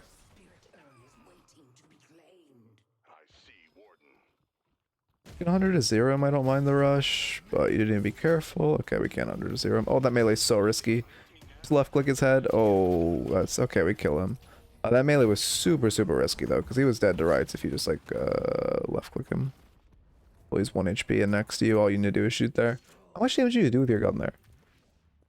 You're 270s. He took a couple shots, but we were kind of like pressed for shots. Another really important thing about Abrams charge, like you obviously want to charge and then heavy melee, but the damage amp it gives, like it's not, I mean, it's not insignificant. So you just like left click there after that and you're chilling. I mean, the risky part was going for the melee. It wasn't, the fight itself wasn't risky because you can probably one-shot him there. But if we just left click him at the end of our combo and kill him, there's no risk. But it's pretty well, not, it's fairly probable we get parried there when we're meleeing him at 1 HP. And then obviously we just get traded back. I don't care how many there are. I'll stand up to them all. An excellent choice. Melee charge, battle vest. Interesting. What build is this? Because this build is seeming, I don't even know, like, very sporadic, I guess. Salty, really? I'm assuming that's salty. Yeah. Interesting. This one we can dash him into tower, or just dash him into the wall. Okay. And now he's dead because he fumbled parry in front of us. Light melee. You should light melee instead of heavy melee there. That's risky. Yeah, because he got his parry back up, but he does die, which is good. It's pretty hard to get 2 heavy melees on someone after they parry. Even with melee charge, because there's just so much, like, they could do so many maneuvers. Like, if you watch high-low, because especially people like use verticality to dodge melee, it's like wall bounce, double jump or such. People in high-low very often after someone fumbles their parry, they'll go for like 2 light melees or a heavy melee and then a light melee, just because it's a lot easier to actually connect light melees. And people have, you know, like you saw that Viper dodging your second heavy melee versus if you just light melee, you would hit it. Just making sure to use those, because also when you're using heavy melee initially, you're proccing all your melee items with the heavy melee like thing where like you aren't getting the double cooldown for proccing them with a light melee, right? So then you can light melee and there's no real downside, since melee items are, you know, not on or are all on cooldown. I mean, you probably should go into that fight. There's nothing pressing you to reset. Mid's not really shoving in. You're pretty healthy. Yeah, we come back. We kind of wasted a lot of time. Is he typing to you mid-fight? Oh, okay. He wasn't flaming. I think he was genuinely saying nice one. I see the enemy. Yeah, I mean, if you're going Battle Vest, K-Dash does feel really good. In general, K-Dash is, I mean, K-Dash is just a strong item, but if a character has a small mag like Abrams, it's really, really good since it gives a flat amount of bullets and not a percentage amount of bullets. Like, you know, QSR obviously is always 100% reload, so it always provides the same amount of value. But with K-Dash, where it's 8 bullets in the mag, if you're like a Wraith, you know, 8 of 40, or let's use, I don't actually know Wraith's mag, top of my head, I know it's like in the 40s, but I don't know the specifics, so we'll use Para's mag. You know, 8 of like 42 bullets is not crazy, but if you're a Abrams, you're basically getting an 80% reload. Yeah, I mean, K-Dash on Doorman is really good because he has low bullets. I personally prefer QSR because I beeline Spirit Burn as quickly as humanly possible on my Doorman build. But I definitely understand not, because it's not, it probably, ooh, that was so risky while they're taking bulk shots through Veil. Yeah, the thing about you parrying and diving there is like, it's not, you are, well, here, okay.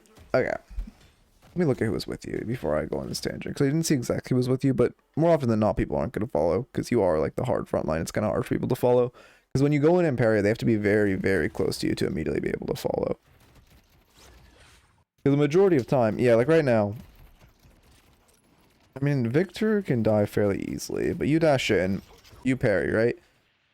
I mean, Paul gets fairly close, but like Victor, by the time he gets here, Tower is able to shoot again, but now it can't be parried, so it's actually harder for him to follow with a dive. I don't know what the fuck this pocket is doing.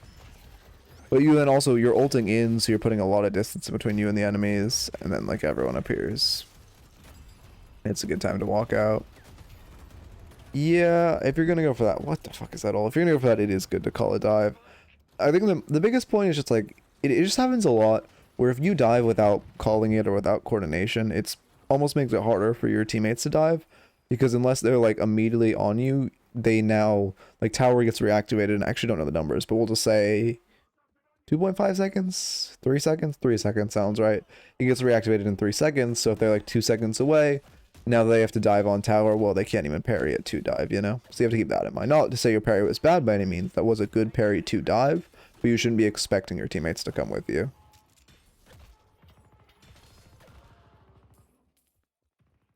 Yeah, I mean, that was worked out. Yeah. Risky heavy melee again. So one thing I'm noticing, I mean, luckily she just dies to the stink, but like, one thing I'm noticing is that we're heavy meleeing a lot and not really light meleeing enough. So the biggest note is just like tagging, weaving in more light melees. Let me add this in notes. I think this one might actually be a YouTube video. Kind of been locked out, but let me lock in. But like weaving in more light melees is super important. Because for one, once you start light meleeing people a lot, they're going to be like, okay, you know, this Abrams is light meleeing a lot. We need to start reading light melees. We need to start parrying for light melees, and then you just stand in their face. They fumble the parry. You now have the heavy melee light melee combo, right? So you're gonna do a lot of damage. That's kind of a waste of your charge. Also, my cooldowns are glitched apparently. That's cool. Light meleeing and low elo is a gamble because some of the fuckers are actual parry imps. I mean, that's true of any elo where people are reading with parries, but normally you're trying to like condition people to use their parry on your light melees because it's very easy to parry a heavy melee, right? I mean, obviously there's like a skill thing, but like on paper, anyone can parry a light melee, or sorry, anyone can parry a heavy melee, but since you have to read a light melee, it brings in a lot more element of like, we should kill it, right? Yeah, it brings in a lot more element of like reading your opponent, and then if they have to try to read you, and as an Abrams, if you get parried, it's unfortunate, but let's be honest, you have 20k HP. As a, you know, Viper, if she fucks up her melee thinking you're gonna light melee, her ass is dead. It was also like, you know, a lot better risk reward for you. Yeah, at this point, yeah, you should have split. Perfect. I'm glad we came back. Sorry, I'm not. Whenever I go on my tangents, I don't look at map. No, we should be splitting right now. I mean, Doorman's there. Yeah, okay, Doorman showed up. I think you saw Doorman slightly before me. Actually, no, I don't. Okay. We should try to split that until we see Doorman. I think you piloted to buy before you saw Doorman. It is more important to look for the split until you see him.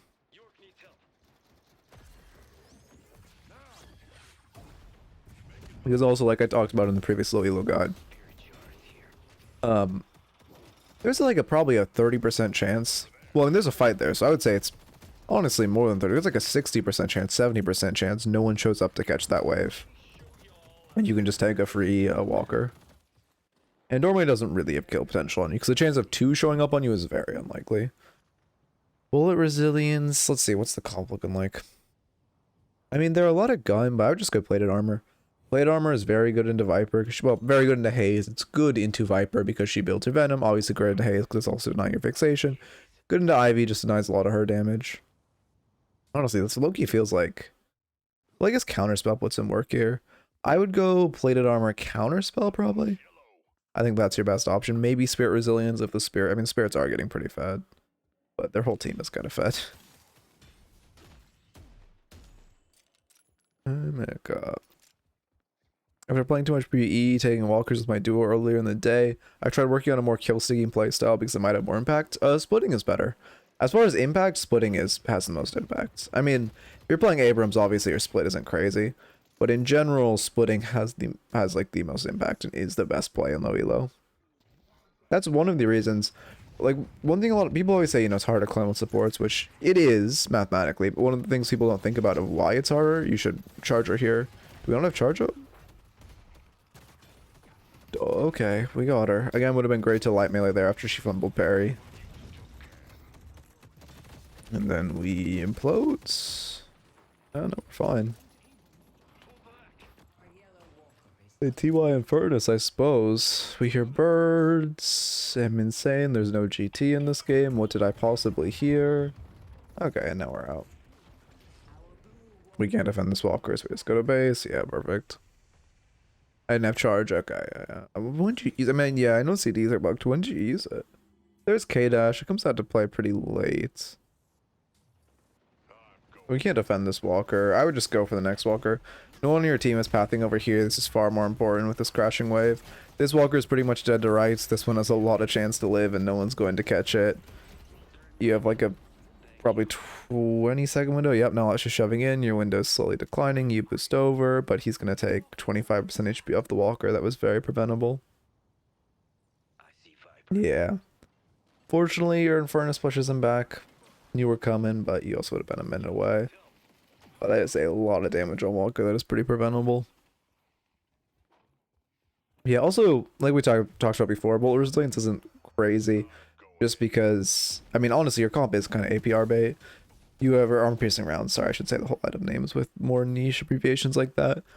But like, you have, obviously, Victor's going to build some decent bullets. I mean, if he builds Bullet Resilience, all their bullet carriers should buy armor piercing rounds.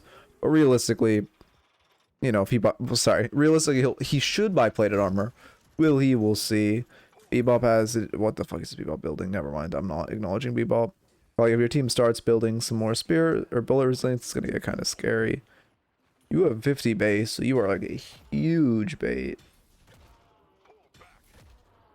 Wait, is this? Oh. Wait, does it not show the multiplicative resist? Fire 8, melee charge 6. It's not. Interesting. I know they didn't change resist to additive. I wonder... I'm probably missing something with why that's displaying like that. It's changing resist... Yeah, they obviously didn't change resist to additive. That'd be, like, insane. Okay, weighted shots next. How much? I mean, debuff resistance isn't bad into their comp. We should kill Warden here. Oh, that sucks. Okay, we kill him. Let's see. What was I thinking? Okay, arm or debuff resistance. I mean, it's not. I mean, it's not bad into Warden. Not bad into Ivy. Decent into Lash. Good into Doorman, and okay into Haze. I mean, it's... I guess it's worth buying. Weighted shots is a solid item on Mr. Abrams. I mean, your damage isn't even bad. You have a lot of damage just coming from melees. It's a weird fight. Yeah, you're very pushed past your team. Yeah, I mean, we don't have kill potential. I guess Lash is kind of doing the same thing as you, but he's a Lash, so he's just gonna die. Pop return fire. Oh, you have dash up. Okay, perfect. At this point, she should die. Also, does this even know why Victor ult is so finicky? Sometimes it stuns when he reses, and sometimes it doesn't, even though it's supposed to every time. Am I missing something? But like, cause like that Ivy didn't get stunned, even though she was 100% in the AoE. Like it's supposed to stun, and I watch it stun. But I also don't ever stand in it because I'm like, you know, don't want to get stunned by it or take the damage of the res. Okay. I mean, at this point, it's a mid. It's like mid is ideal. Don't quite expect it to see low. Oh no, we're going. Nice. Early. Oh god, you're idiots typing now. They're actually not going mid. That sucks. It was definitely a mid angle.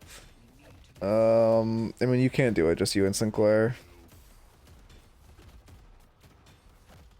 You have 3 in base. Yeah, you definitely can't stick this. Even making it cry is risky. Yeah, I would not make it cry.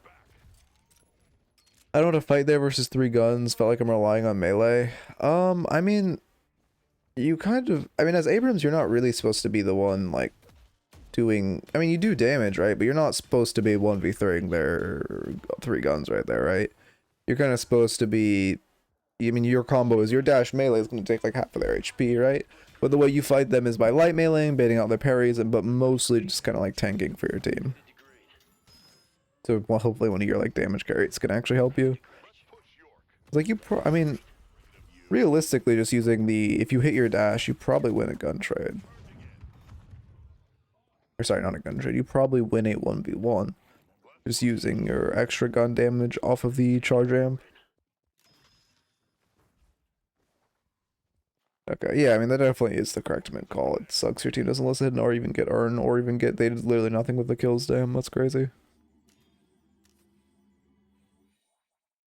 By point blank. I mean, that's... I mean, again, we're just amping this gun damage, which is good, but we need to be, like, using our gun.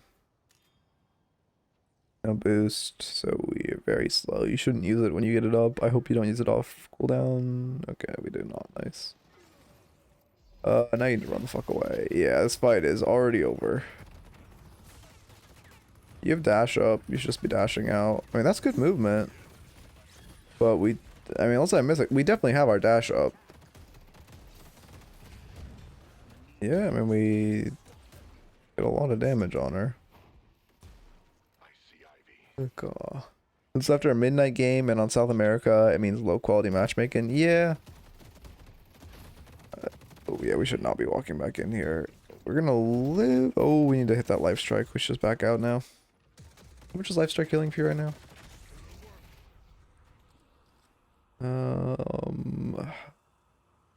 I don't want. I'm doing the fucking math in my head. God damn it.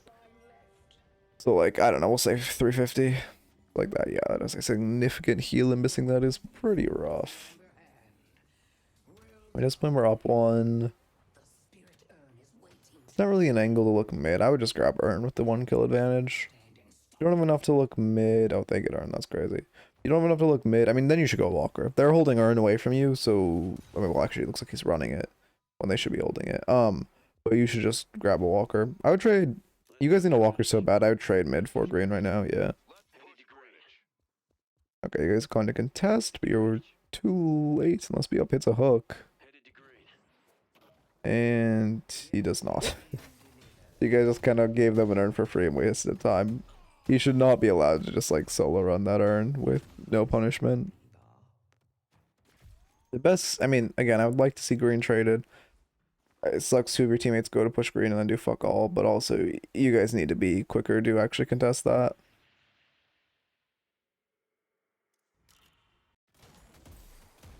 Heck, but the whole day playing in emissary lobbies, then this last game of the day was an alchemist lobby. Yeah. Yeah, it's unfortunate. I'm so tired. Somehow I'm always tired. Okay. 44, you guys are pushing green, they're showing 1 on the side of map. I mean, is Warden ulting into your team? Yes, he is. This, I mean, it's a pretty risky play. He focused Walker to get resists off them. Now he's just back out. I mean, he should have reinforcements coming. He has, I mean, now he has 3 teammates off vision, but he had 2 teammates off vision. I don't know what they were. Maybe we saw them earlier on green, or not on green, on yellow, but either way, they should have been there. Kind of insane they don't pull up.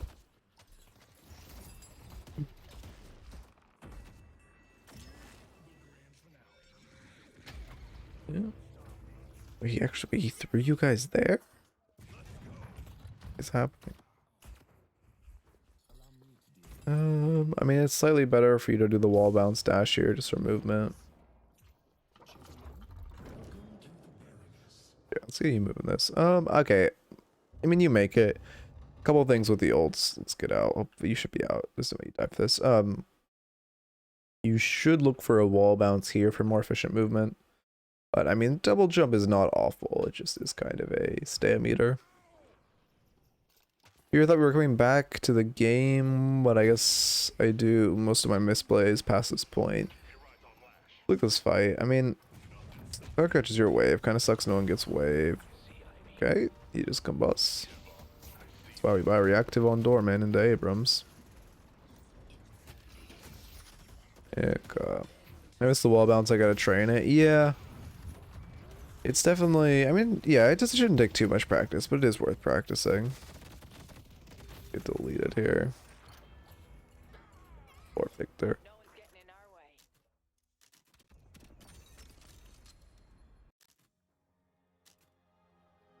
Heck up.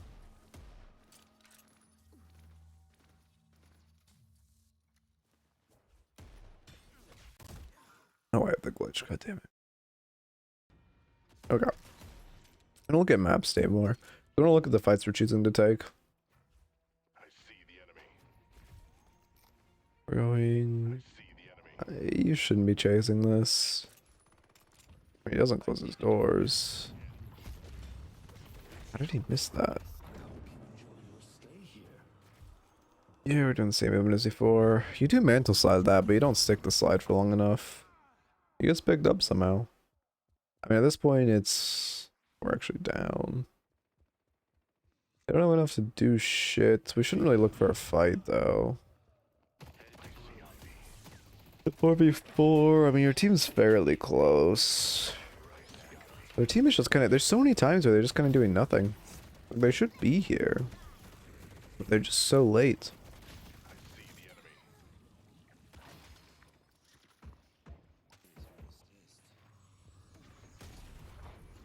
There goes Warden.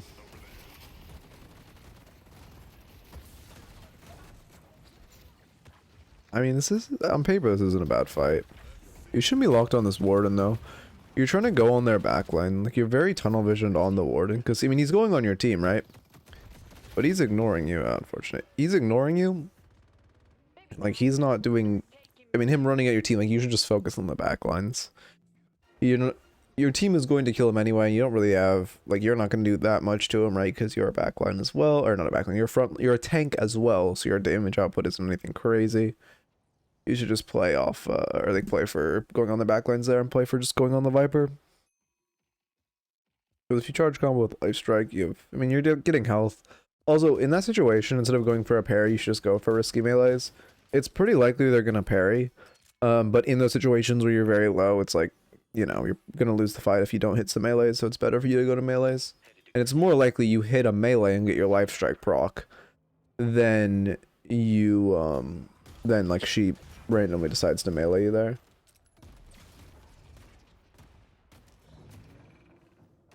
And then we jump in and melee it. Yeah, perfect.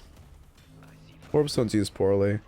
We should keep our Warp Stone up in case we need to. For one, run away, but mostly in case we need to jump another ground strike. Maybe I should wait for her to spend it and then charge. I mean, you should just charge when you're like interface there. You don't need to like... Oh, I mean, we should live. They're down one chasing, but your team is just not coming anywhere nearby. But when you're charging a Viper, you should just kind of be closer to her. It is fine for you to wait for her to use ult and then charge, but mostly you should just be trying to get in her face if you know she has it. Because obviously if you're charging in her face, she can't really stop you.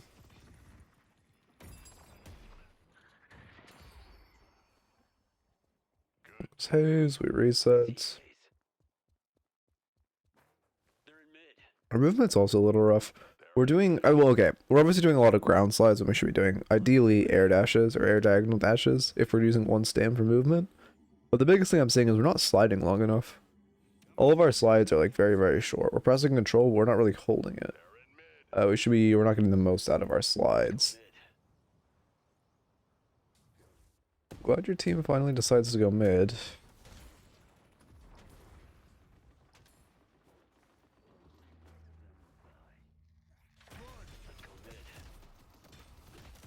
Crushing this, so obviously we want to start trying to get as many stuns as we can. Remover, I mean, we're going, let's see, double resist. We could remove Warden Cage, Viper Venom. Yeah, there isn't that much to remove it. It doesn't get that much debuff resistance. The debuff resistance value you get, you're already getting from, does that reset his ult? Yeah, it does. From your weighted shots. Weighted shots is giving you all the debuff resistance you need, and cleansing Viper Venom is good, but it's not worth justifying debuff remover alone. And I don't think you've gotten hit by a Warden Cage in ages. Since you have Warp Stone, it's pretty hard for him to hit you. I mean, Viper should die here. Or Haze, or what the fuck is here? We should, yeah, we're just dead. Oh, I guess not. Why did his ult heal you? What happens? I mean, I know you have high spirit res, but I guess that was just pure spirit res. I mean, you didn't take damage because you had spirit res proc to 50%, but I'm surprised it still didn't kill you. We should definitely be trying to go past it. It did 140, which doesn't really make sense considering it would have had to be massively reduced. I mean, obviously you have high resistance here. But you have like 70% resistance, you only have like 60. Unfortunately, we missed the Warp Stone dodge. I don't know if you guys can still see. I have managed to close my computer. Okay, there we go. I'm back now. Hit that. So, unfortunately, we mistimed the heavy melee. Do you have high debuff resistance or we just mistimed it? Yeah, we just mistimed it. Unfortunate. We were just a little too far before we meleeed. Oh god.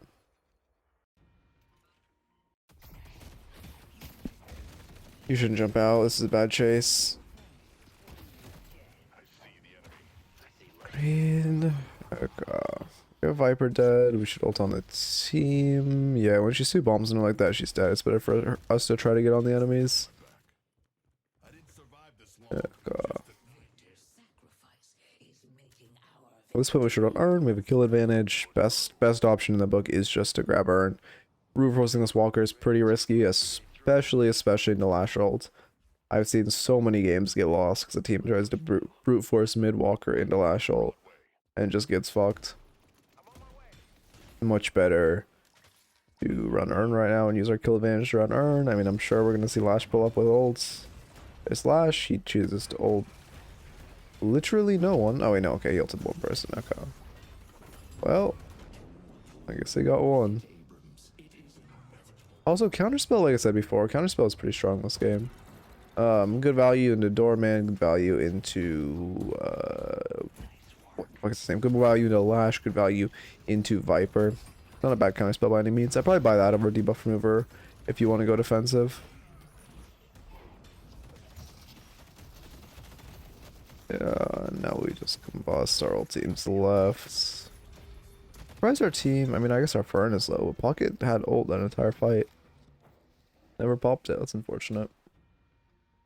I'm so bad at counterspell. I don't know how to practice it. My fucking speaking. Holy shit. The best way to practice counterspell is just to buy it every game. I'm dog shit with counterspell too, so I'm buying it every single game on Doorman. And then you just think about the fact that you have it. Like I said, whenever you go into a game, you should always be thinking like, this is what I want to improve. How did we lose that? We had pocket ult. Whatever. Anyway, you should always be thinking like, this is what I want to improve. This is what I want to work on this game. So recently it's like my early game, I'm really working on getting my box maxing up. And then in my mid to late game, it's like, hey, I'm not good at using counterspell. I'm just going to buy counterspell every single game. And every game I'm going to go in here with like my express purpose is to improve how I counterspell. Pocketed, I mean, yeah, well, Pocket did not do that much damage. I'm curious what damage. It's probably mostly old damage. No, that's not what I meant to look at. I'm sorry? Wait, okay, I was looking at Haze, I was gonna say. Wow, it's actually, wait, what the fuck? Where is our ult? Affliction 2k? I'm sorry? How? That's like 2 ults. That's 2 people in an ult. What the fuck? Okay, anyway, that's not... Okay. As far as your notes for the early... Oh, yeah, actually, do you want to look at lane stats? Yeah, I wish I could see damage to creeps. Because that's what I'm really worried about. Or, like, not worried about. That's what I think the lack of damage was. But anyway, I mean, it doesn't really... You can't control your teammates. It doesn't really matter.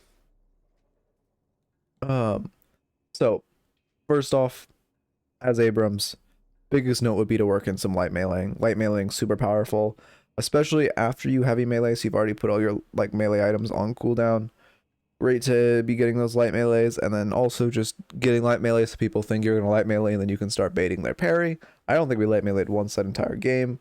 Light melees are very, very good, especially if someone fumbles their parry, so they can't like do some movement outplay to get out of the heavy melee range. People pre-melee charge like on horizontal plane, and then after melee charge they can also do like vertical outplays. Or if it's someone who has like an iframes ability or an ability that can push you back. Especially proccing Spirit Strike is huge. Which can be done very easily. Spirit Snatch, which can be done very easily with a light melee. And then next up, it's just a movement thing. Which is your movement, every time you were dashing, you were kind of like sliding like this. This is kind of how you would move. I mean, I think I'm actually holding it too long. But you want to like, it's good to let your dash go for a second, and then also you kind of want to let your slide sit. Like, you don't just want to go like, this. It's not that big a difference, but it minimizes your damage when you do these short slides versus the long ones. You're just losing momentum. You want to like slide until the point that you almost are going slower than your normal walking pace, and then you let go. Which is just kind of something you get used to. Okay, what else is there? An Abrams thing? Yeah, I mean, he does have very low movement speed. Maybe if it is, like, well, it's because he has, I mean, Doorman has base 8 movement speed. Abrams has... Holy shit, my fucking ability to click shit. Abrams has... I know where movement speed is. Smile, it's here, right? It should be. Yeah, Abrams has base 6.5, right? So you're 1.5 meters less on movement speed. He does just feel slower when you go, but even with him, like, you know, sticking these dashes for a while is big. Actually, especially with him, because he gets more movement off. Like, because his base speed is so low, sliding for longer is pretty important. Okay. After shooting, so I don't have sprint speed. I mean, still the same. Like, even while shooting, you know, these longer dashes are really, really important. Okay, and then let's see. Let me get back to the ID so I can get the rest of your notes. Oh, why is it on my clipboard? Did my computer almost restarting? Reset my clipboard? Okay, anyway. Rest of your notes. I mean, a little... For one, plated armor. As far as itemization, you don't really need debuff remover. You have a good amount of debuff reduction coming from weighted shots. And the active remover isn't providing much value. I prefer something like counterspell, plated armor over bullet resilience this game. I mean, yeah, Hayes got armor piercing rounds. Viper got armor piercing rounds. Even, yeah, Ivy as well got armor piercing rounds. So you lost, I mean, you know, you're obviously getting 50% of the value of the bullet resilience. And then, let's see, next, I would say, I mean, I wonder, I should have looked at fight macro more. I didn't see, I mean, I can't really speak on the, like, quality of the fights we took, because I wasn't that focused on that. But in fights, we also were a little too focused on, like, their backline, when we should just be like, hey, we see any character. I mean, Ivy's a little hard to one-shot because we're stone form. Like, we can one-shot Hayes, we can one-shot Doorman. I mean, Cart also kind of Ivy stone form, same bucket of kind of defensive. We can one-shot Lash, we can one-shot Viper. Like, any of these characters, we can just one-shot with our charge, heavy melee, and do a lot. But yeah, that's why you end up taking so much damage. And then, I mean, the rest is good, though. Oh, I mean, you played... Well, you had good mid-boss calls, too. I think just maybe a couple sooner would have been nice, even though your team was listening either way, which is unfortunate. Anyway, let's get to the next raffle. I almost... Well, I guess if you're watching YouTube, hope you enjoyed. Keep it real. I don't think that'll be a YouTube video, but it doesn't hurt to do the outro. Okay, get this rank off screen. I should probably get the little like micro coaching text back. Whatever. Come here, and then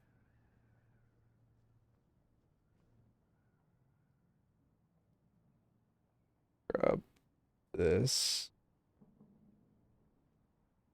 title. That's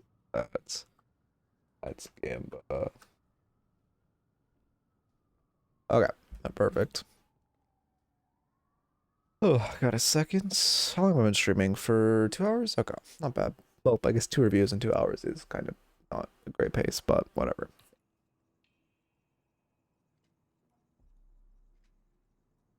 Did I really do 2 reviews? Yeah, weird. What did I do this whole stream? I mean, they probably were longer VODs, but like, what did I do?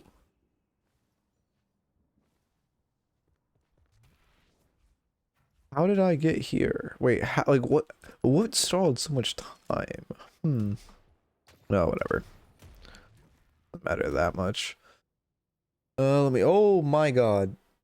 That is, okay. Because I'm on Linux, I run like a Discord updating script for updating Discord, because, you know, of course, Linux can't be convenient for anything, right? So like, it was not working, so I clicked it a few times and it opened like 80 goddamn tabs that I just noticed. So that's cool. Also, one good movement thing I recommend, like in pre-lobby, you guys will notice more and more. I mean, I do stupid jumps around, whatever, but one thing I try to practice for like is lining up this corner boost. Going from like a wall jump to a corner boost, practicing that movement and like, you know, landing around the hitbox perfectly on different characters is really, really, well, not really, really useful, but probably like the most useful movement thing you can train in the pre-lobby, because, you know, obviously doing this jump is not, it isn't exactly improving my movement, but doing like that, guys, is getting consistent at hitting that wall jump and just perfectly understanding the character's hitbox is really important and very, like something that doesn't change that much on different walls, because you're just learning like exactly where the feet are, did a corner boost or wall jump. Could you corner boost on this actually? Speaking of. Okay, I just can't fucking move. What build is this? How long? You can see how long it's been since I played Abrams. God damn. I mean, this build's still updated. Oh no, last updated June 19th. Holy shit. Been a fucking while. Thank you for the follow, Murray. Welcome, welcome. I'm probably butchering your name, so my apologies. Okay. Look at Salty's? Yeah, sure. I mean, I'm sure, like I said, I don't play Abrams, so I probably won't have much insight, and Salty makes pretty confident builds. Oh, I typed too quickly. Is it this one? Well, let's check it's actually by him. Is this? I don't know his actual Steam account now I'm thinking about it. Yeah, I mean, it looks fine. Like I said, I'm not really... I think Hunter's Aura is a really strong item on Abrams. In general, it's just a really strong item. Catching someone out and having, like, just doing 24% more damage to them is unreal. How's it going? Welcome, welcome. And I'm, you know, I'm doing good. That's not it. Go public. Wait. Salty. But I do also recommend... Hunter's Aura is an item I recommend. Oh, it's just top public, you're saying, I'm assuming. Salty Abrams. But, again, not Salty, though. I can't help but notice. Yeah, I don't think this is actually Salty's, like, actually Salty's. Unless... Is this his account? This doesn't seem like what his account would be.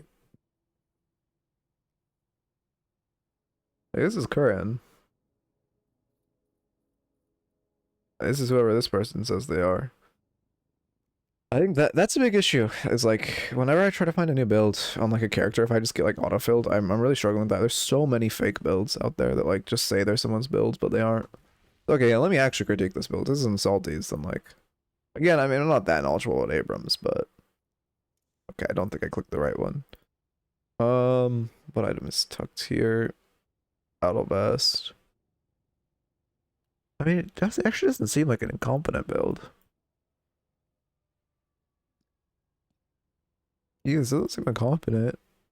We have good items. I mean, reactive's a little insane for a character that doesn't really building spirit. I think spirit shielding would generally be better, but it doesn't seem awful. And it means holy shit, the aim. Aren't like more flicky aim. I didn't trade into this. Like when I'm just going over something, left clicking at the second I land over it. That's the thing I need to find a drill for. I guess I also have to calculate bullet velocity with this, which probably makes it significantly more difficult. Okay. Oracle Shiv. Damn,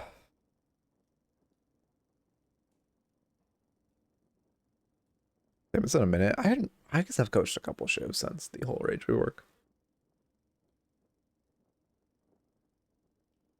Like there's so little you can do with Shiv though. You're not, sorry, not so little you can do with Shiv. Like after the rework, Shiv just feels so bad. Like he just doesn't.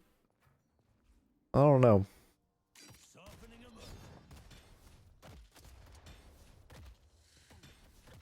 Nice little dude, man.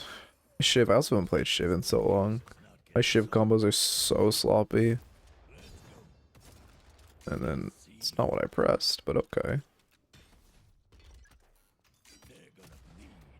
Right click knife. I always forget it's right click knife. You need to time it so well so the knockback doesn't fuck you up. Okay, unless they patch that. Insane. Yeah, okay. Probably downloaded by now, right? Surely. Surely.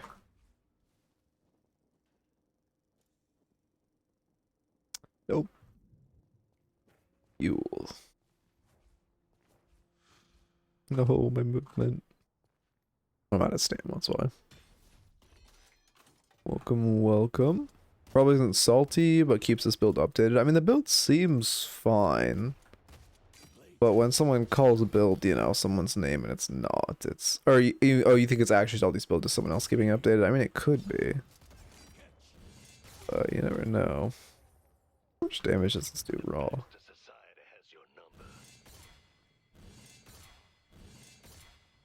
Really, I never knew that Shiv execute does a flat amount. I always thought it kind of works like GT Bird, where it does its damage, and then if you get in range, it finishes. But maybe I was wrong. I guess no, it really does 25% HP. I'm insane. He's 800 HP. I'm fucking stupid. How did that go?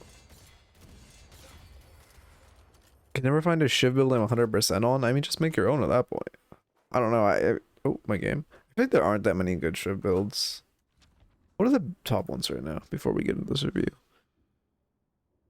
Yeah, I mean, Lomain, if this is actually Lomain. This guy also is this, maybe this is just Salty's account.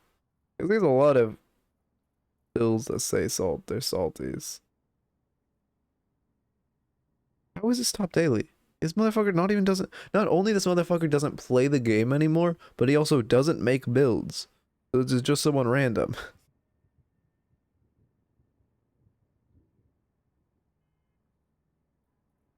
I mean, if this is this actually Lomain though? Let me check. Oh, it is. Wait, what the fuck? Well, I mean, this build's gotta go crazy, right? I love Lomain builds. Lomains make such fucking fun builds. Whenever I play a new character, I always check if Lomain has a build for him. Yeah, but building Shiv is a headache. I can't be bothered. He's my second most played hero. Yeah, I don't know. Shiv. I mean, I went on my Shiv arc. I put what 70 games on the character. I couldn't figure out building on him. It just feels so weird because he doesn't have a spot. Oh, this is Oracle Shiv. Let me get the rank. Oh, I'm not even. Let me go to the right seat as well. Oracle Shiv. And then Raffles. Also, Joker, have you been playing a lot with the stack? I can't help but notice that you're down a letter rank. And I can only imagine one cause for that. 5 mins. Oh my god, I was just autopilot started in the raffle. What the fuck? What am I trying to do? I'm trying to start recording. Holy shit. That was like bad autopilot. Okay. Start recording and then / marker Oracle Shiv. Also, if you guys think of a better name for my like currency, not currency, but like my channel points, let me know, because I don't love goblin coins. And I don't really love the logo or anything either. It's just goblin coins. It's just kind of there. I would like to get something more in tune though. And I'm assuming this will be a knife build. Oh my god, my throat just died. What the fuck was that? Okay, do I know anyone in this lobby? Oh yeah, you are doing, okay. Because you're doing, I'm gonna be hyper, critical of any like duo based mistakes. Let's just say I don't. Okay, I mean, yeah, Veilwalker is a strong item. It makes sense on Shiv, to be fair. Okay, well, first off, we're into Calico Drifter, so spacing is insanely important. Obviously, Drifter just feels like not a great laner if you just space his one. If you don't space his one, he feels OP as shit. But if you space his one, he's pretty easy to lane into. How did he not get more punished for that? And you're probably dead here, right? We fumble parry. Okay, that's the second, actually maybe the third. That's the second or third time that you have parried in their face and they have not light meleeed. But I wouldn't really parry again until we've seen them actually light melee. I know they're both characters that like to melee, but normally Drifter is going to lead with Rens. This Calico doesn't seem like she likes to light melee. Yeah, we're playing with a lot of over-aggression. You should probably reset at this point. We aren't going to get enough to afford rights. You're going to box max for right, it looks like. No, we're going back in. I mean, we're kind of just going to die here. I mean, luckily they're mirroring a lot of over-aggression, but like, it's definitely just better to reset here. You had a long window with no minions where you could have reset. You would have probably missed a couple minions, maybe a full another wave. But it's better than the relatively inevitable death that's going to come.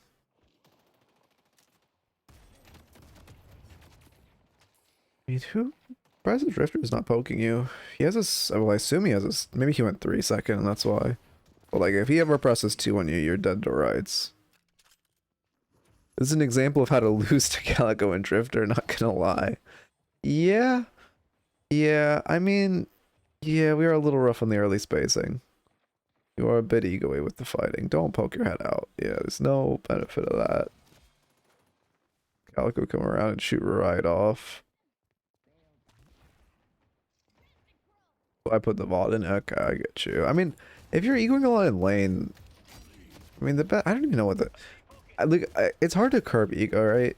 But like the best solution if you find yourself just ego fighting a lot in lane is just to play hyper passive. Force yourself to play like 10 games where you play hyper passive. You'll lose the 10 games, don't get me wrong.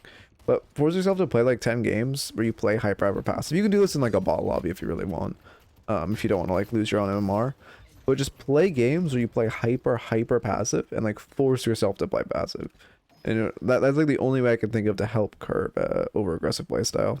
So you're saying play Wraith? Yeah, also that's true actually. Another trial by Fireway is playing. Oh, you're dead. Another trial by Fireway is playing a hyper weak laner. Again, we could have saved. Actually, didn't do shit to tower, but we could have saved that whole death, and we missed the same amount of minions with that death as we would have just by resetting. Wait, like I'm doing right now. I mean, Shiv isn't that weak. Play like fucking Dynamo. He's like the weakest laner in the game, arguably, right? I don't think of anyone who I'd say is weaker. But I'm also biased by being a former Dynamo main. We should not try to fight this. You do not win this 1v1. You do not win this 1v1. Where's Calico? There she is. You know, Wraith is a weak laner, but Wraith isn't like I mean play the weakest lane known to man. Because Wraith can still put in some work. Wait, oh, damn, what a play. Oh, wait, the knife. Okay, I mean, 1 for 1, I guess. I know you live. That's... I mean, that was, you know, the definition of an ego chase. And you should not be trying to chase a Drifter. Even though, okay, Drifter was half HP, but on paper he should still win that fight because he has ult, so he's doing a ton of extra damage off each of his autos. And he has 1k on you. Bot or not, the boon difference is massive. What if I have the opposite problem of never fighting? Then just do the... Well, what rank are you, actually? Let's start with that. I guess it depends on what rank you are.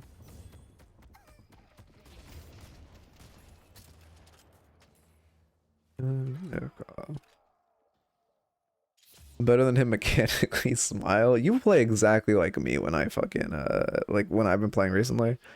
The amount of times I do this exact shit, it's like, I don't know, it's kind of hard. Like, again, I can't quite tell you how to stop it because it's something I haven't learned how to stop it myself, right? Because it's like you just overchase because you're like, oh, I'm better than this guy, and you probably are, right? But you're staying in this elo because you're thinking that, like, and you're taking a ton of negative fights because you're making the call like, oh, I'm better than this guy. Like, that's talking again from very, very personal experience of me like doing that a ton on Doorman.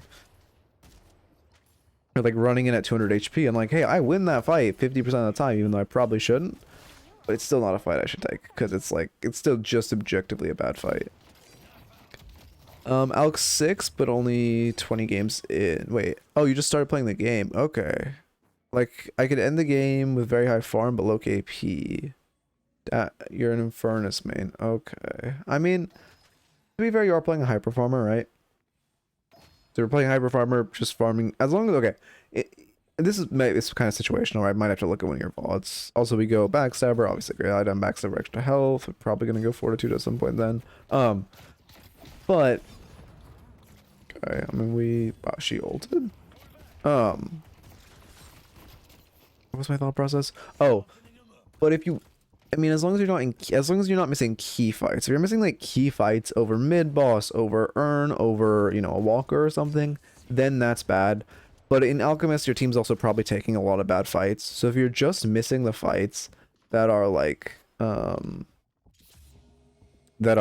of pointless or ARAM-y or Overwatchy for no reason, then that's fine. So look at exactly what type of fight you're missing. And then secondly, if it's like in lane you play too passive, because Infernus is a pretty strong laner. There are obviously stronger laners than him, but he's not bad. We should kill this guy. Do we still not have ult? No, we have ult. It's just not showing us up for some reason. Now we just backpedal, yeah. Where's my, oh, with the, sorry, writing in the thought process. Let's talk about kill, oh, okay, wait, key kills, key fights. Oh, if you're too passive in lane, then just play overly aggressive. Do the exact opposite of what I just recommended, which in Alchemist, I genuinely recommend to people that they overfight, because it's when you're trying to improve your mechanics. Oh, that was just, I mean, I feel like you don't need me to tell you, you're just like hard going here. But in Alchemist, you're just trying to improve your mechanics, so overfighting is not bad at all. And just like forcing yourself to fight a ton to improve your mechanics. Okay, what exactly am I wrong here? We're 400 HP. Yeah, we're just trying to save a tower that's already dead. Okay, why are we walking in here? Yeah, that's terrible, bad thing. Because they honestly, even after tower, they give you an out. You could just walk out like this. Throw a knife, walk out like this, and you live. You do not need to be egoing here. This lane really got on my nerves. Yeah, I mean, fucking, to be fair, you are laning against Calico, so like... I don't know a motherfucker that can lane against Calico and not tilt. But it is, I mean, you know, the best way to play against its passive, especially because you're against a Drifter where every death matters, like, exponentially more. Yeah, how would they even nerf Mo and Krill? I mean, I don't... If they're gonna nerf Mo and Krill, I think the nerf he needs is just, I think his ult should do less damage. I think his ult should be much more like utility than damage. But other than that, I don't really think he needs a nerf. Besides, again, maybe his ult should, you know, he should be like a team fight ult and not like a... Once he has Scourge or like E or some shit, he can just one-shot you with it if he is a small lead.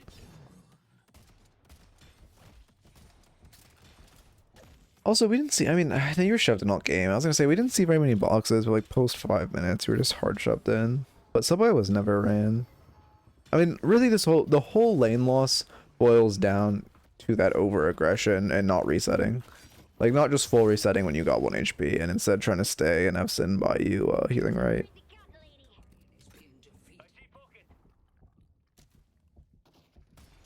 Do Shivs mainly use dash as an escape tool? I mean, not... Oh wait, I didn't see the dash. Sorry, I was still on the Fern shit, so I thought you were saying dash too. How does Infernus use their dash? But I mean, Shivs should use their dash as an offensive tool, but you don't want to dash if you don't have kill potential on someone. You don't. Oh, I know exactly what fight you're talking about.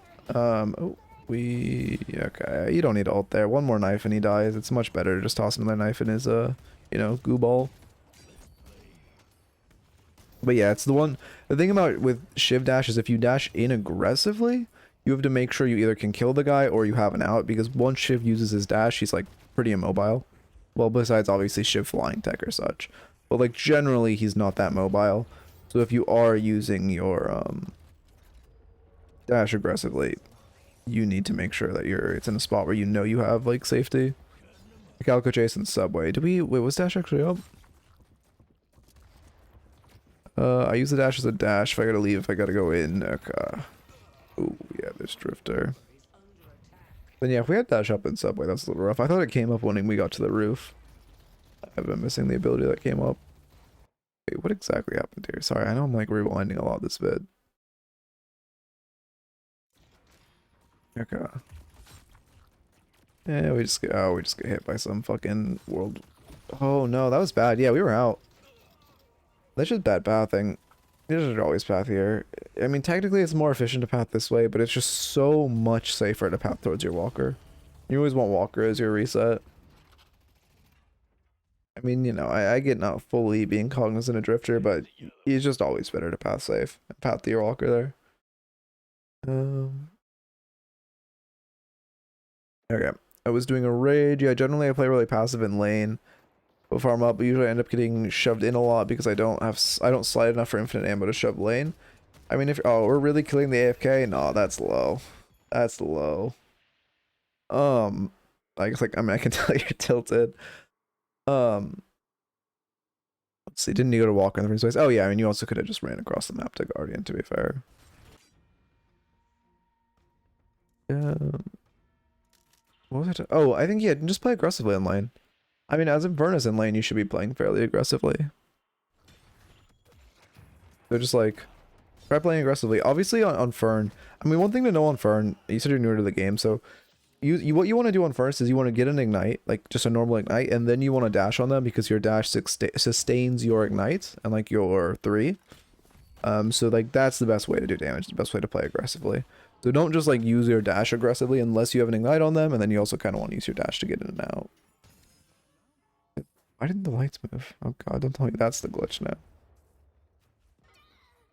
Okay. Is this really a gunship? Or should we pivot back spirit now, right? It's a knife build now. Or a dash build? I love DCing. Oh my god, okay. Oh, that just have it instantly, okay. Okay, wait, what happens here? We're going to aggressively shove wave, jump by pocket, ego fighting. Once we should just back out once ult goes off. Yeah, you're not dead. You can get out. You're lucky that pocket's so passive.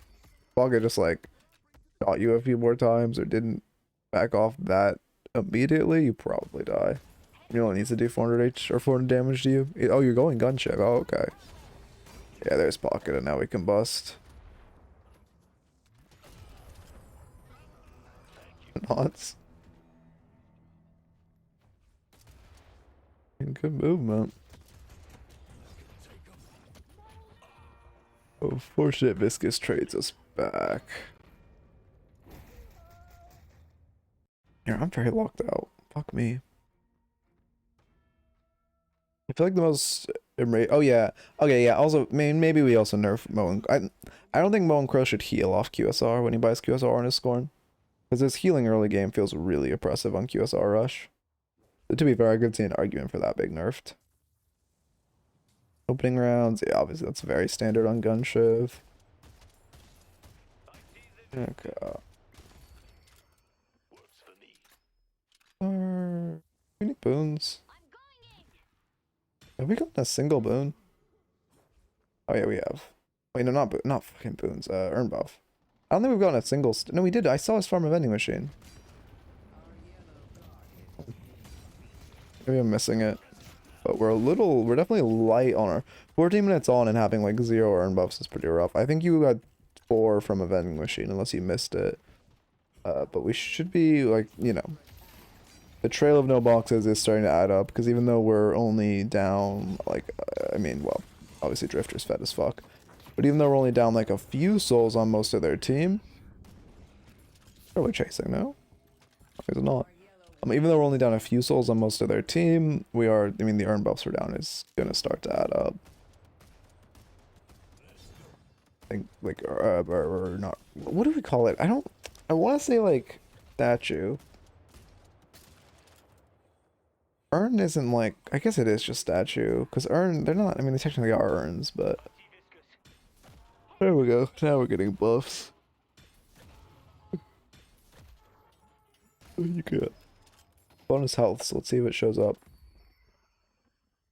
Oh yeah, no, that was, I think those were our first gold statue buffs. There's fortitude, okay. More efficient to double jump and not melee there, because if you double jump correctly, it'll refund the stamina to do that little shop jump.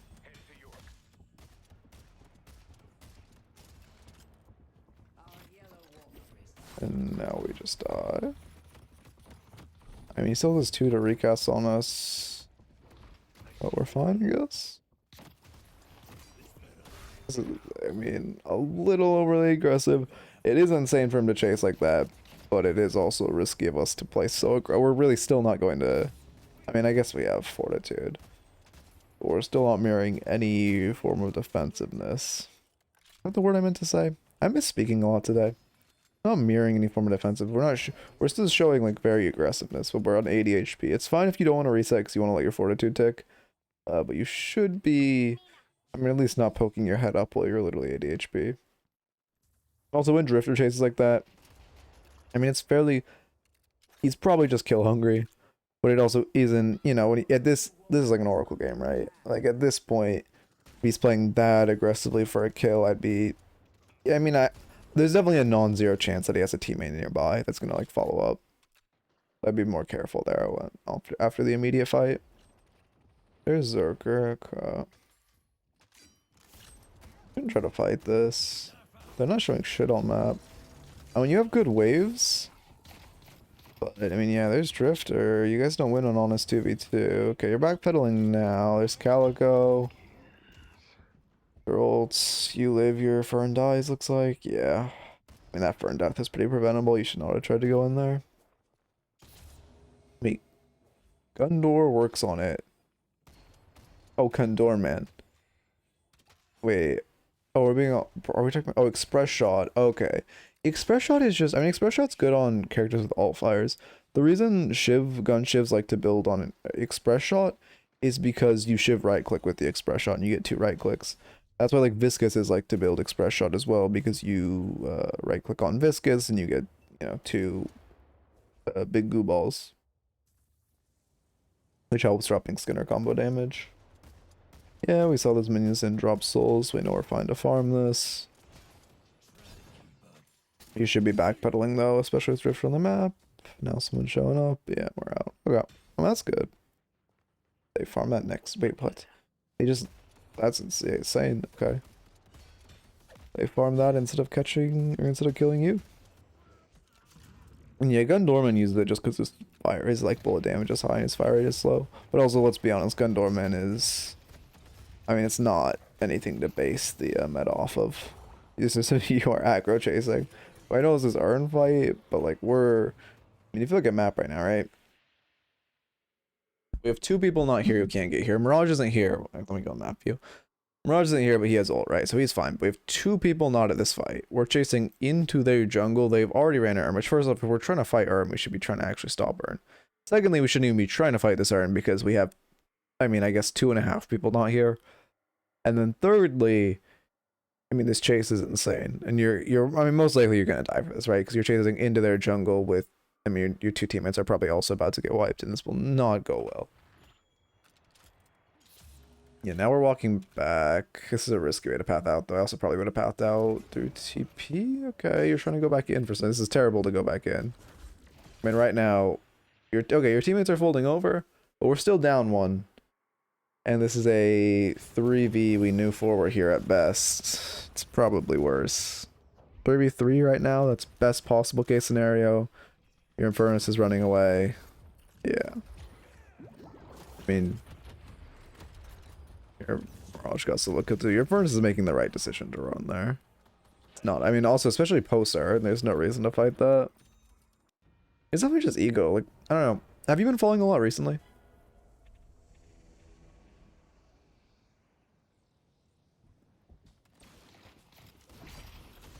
The game needs some sort of built-in anti-carry. I assume we're talking about my own Krill. If you're talking about itemization, then curse. Okay. What's the fucking... I mean... Oh, Fern didn't catch wave. That's really bad. You need your Infernus to catch wave here instead of trying to fight. At this point, chasing's bad. Yeah, I was gonna say. You can chase like 2 bridge, maybe slightly past, but I wouldn't even expect Viscous to show up here. Well, actually, their Drifter's dead. Okay, so I guess it's Viscous then. Yeah, now we just die. There's no reason to die there. We just should not be chasing. Yeah. I mean, your team gets some map presence, I believe. But that's just a definite overchase. Also, their Calico's definitely on mic, because they're always there to back up the Calico and Drifters. So they're definitely talking. Might be a 6 stack. The Calico and Drifter are definitely in a call. What was that noise? Fleet. Must have been. Oh, it's DB. Why the fuck does he have DB? And then we just explode. I mean, yeah, that's a Fed Drifter. Plated armor is kind of your only option against him.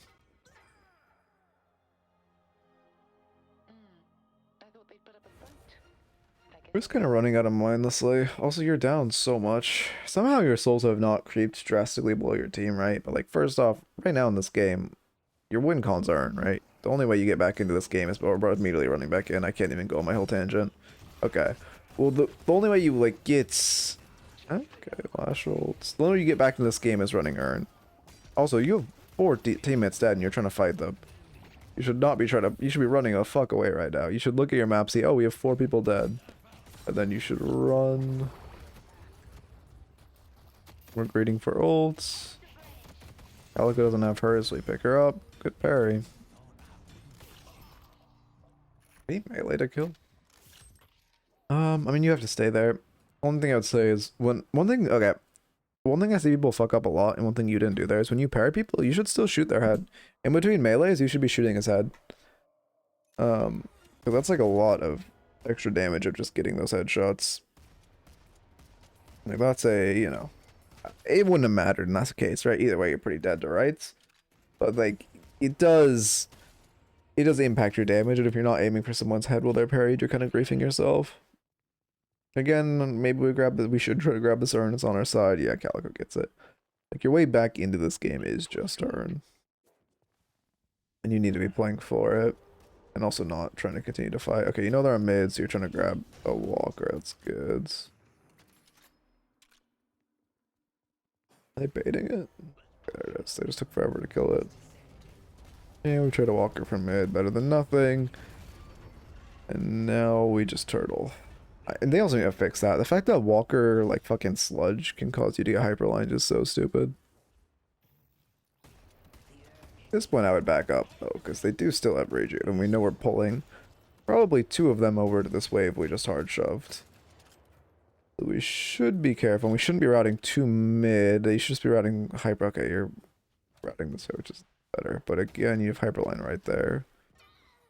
I guess, is it called? Yeah, it's called hyperline. There goes pocket. There comes affliction. We should make it out. Yeah, we're out. Early. Oh no, our pathic. To be fair, you probably don't live either way. But that is, he did get map knowledge checked of the window. I mean, the pathing was good generally. Like, that was the correct way to try to get out. Your real mistake was right here, greeting the this T2. I just think walker attack shouldn't count for being able to grab zip. Oh yeah, no, I don't think it should hyperline you, and I don't think it should, like, time you from grabbing zip again. But also, you know, you shouldn't be farming this. You should just be resetting on hyperline. You need to turtle with your whole team. Playing off the patron. I mean, yeah, I mean, this game's pretty lost, but there's, like, I mean, you guys could Fed Drifter. I mean, you have to one-shot. Okay, you did one-shot Drifter, so now you guys actually do stand a chance. Because Drifter's the only one who can one-shot Patron. Yeah, you have to reset. Yeah.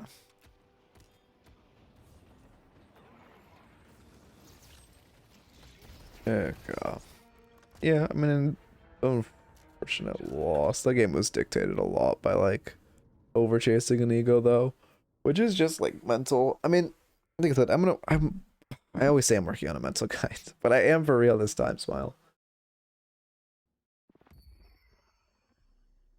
I think my next guide will be what every character does, and then a mental guide, or maybe vice versa. But I mean, you were very dictated by your like, just over fighting right there.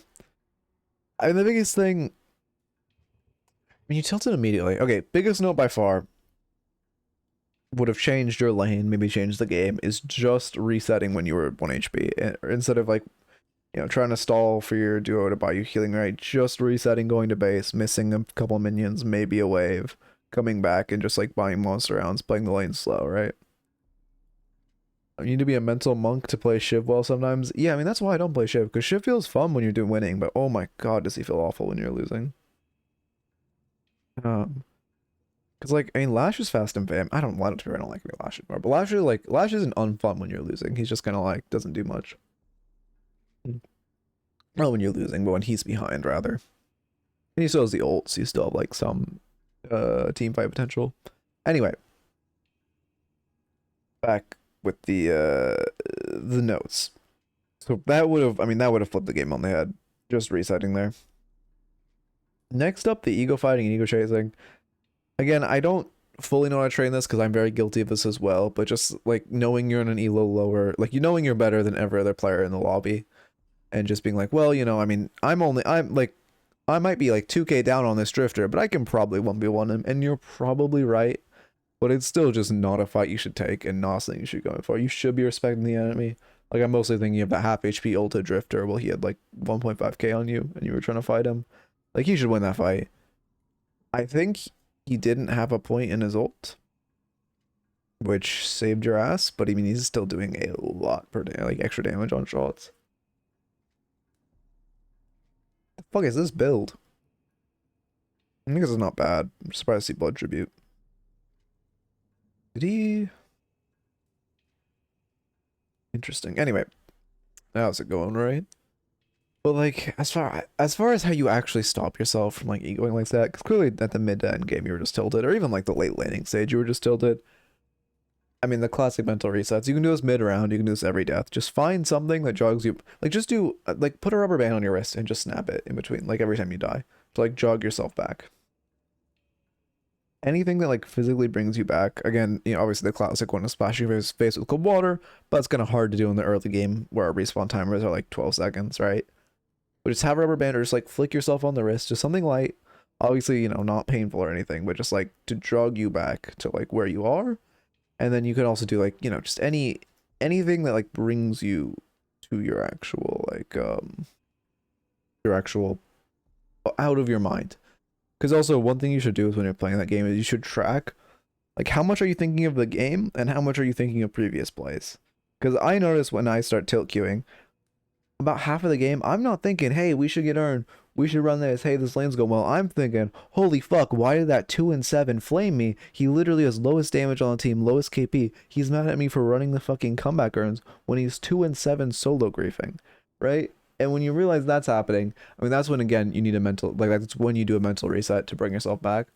But, like, that's, you know, if you're spending a lot of time not thinking about the game, that's the big issue. I think that would work for me. I feel like I'm in a new game or else it's GG. I mean, but that is an issue, and that is what's holding you back is the mental. Which like if you don't want to reset or anything, it's just like trying to force yourself to not tilt. Just trying to force yourself to focus on what's actively going on and not what's in the past. And trying to force yourself to play well, not giving up on games. Because again, I'm also very guilty of this too. But you just, I mean, to be fair, I probably give up on games at the 20-minute mark. I think you give up on them at like the 10-minute mark. Like not giving up on games that are so new and not just being like, okay, well this game's lost, and just starting to think of the next game or starting to run at them will do you wonders. And the best way to do that, if you're not like mentally resetting yourself, is just forcing yourself to be like, okay, I'm still gonna try, I'm still gonna focus on this game, and I'm still gonna win. But it is, you know, obviously difficult to do, and something I'm still trying to flesh out for myself. I didn't wall jump there. Fuck off. Okay. I think we'll get a new raffle up. I can't, again, I'll probably have a more fleshed out mental guide. I'm like reading a sports psychology book right now, which will definitely help. Although I might try to get a mental guide out before I finish that book, which maybe isn't the ideal, but it's also, I'm not very far into that book, so I don't want to wait like, you know, 4 months to get a mental guide up.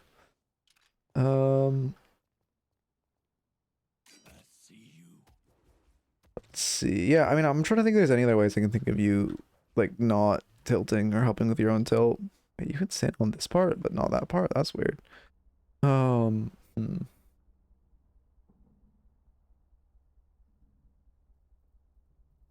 Yeah, I don't know. It's kind of hard. There's not like if mental resets don't work for yourself, the best thing is just to try to force yourself to focus on the game and like actually pay attention to how much you're thinking of the game in those situations and how much you're thinking of previous plays, or just like I don't know. Sometimes I'll think of copium. Like when I'm losing a game, like I'll start getting on a chain thought of like, oh, you know, like I don't know, just some copium shit of like normally it's like fucking coping to chat later about why I lost the fucking game. And be like, oh look at this game, look at this shitty teammate, look at how useless he was, instead of being like, this game's very winnable. I can still win. I should not be on the cope train. I should not be like, you know, this is why I'm fucking washed. It's these stupid motherfuckers, right? Okay. Wait, why am I going back? I need to start a new raffle. Let's go here. But also, especially the resetting thing, though. The resetting thing is very, very preventable and would have helped you a lot. 5 minutes. On my clipboard? Nope. Someday I'm gonna do that and just like dox myself. Glitched. Oh, I'll do the at first. Should I do the at? No, we won't do the at first. My caps lock on. Oh yeah, my caps lock is on. 5 minutes.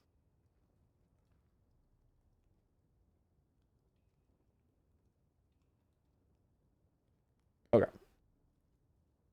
I have an easier time doing big macro decisions but not small ones like 2 down, let's go mid. But okay, they have their spikes up or cooldowns up. We shouldn't fight this. I wouldn't. I mean, spike. You don't even. I would say most of tournament players aren't managing other people's spikes that well. Like in lane, you manage other people's spikes, but like in the mid game, you aren't thinking like, well, okay, actually, well, that's not true. But okay, at your level, you definitely don't want to be thinking like, oh, you know, Warden just bought lightning scroll, whatever. To be fair, tournament players are definitely doing that, but like, not until you're even in high tournaments are you going to see people managing like other characters' spikes. Or did that just knock my crosshair? Why does it knock your crosshair up sometimes, but not others? Wait, what? It wasn't before. What the fuck? Anyway. Well, with decisions like that, I would just say mostly, obviously wave state is something to keep in mind. But just for cooldowns, manage their ults. Just as far as small macro decisions, just look at their ults. Look at like, do they have, or like, you know, what ults are down? Are their team fight ults down? If so, let's try to do something with that. But trying everything, none of these free ad blockers I've done anything for Twitch. Maybe it's because I need to use Brave or something. It might be the browser. I mean, to be fair, I don't know. Try Brave, try Firefox. I use Firefox. But to be fair, the one I recommended I use in Chromium, which I don't even know if you can get that browser on. You probably can get it on Windows. I'm sure I lose some fights because of this. Like, I mean, well, I mean, even like could have focused in fights or like, I don't look at their items till I die to them. Yeah. I mean, to be fair, that is something important to train yourself, is looking at their items.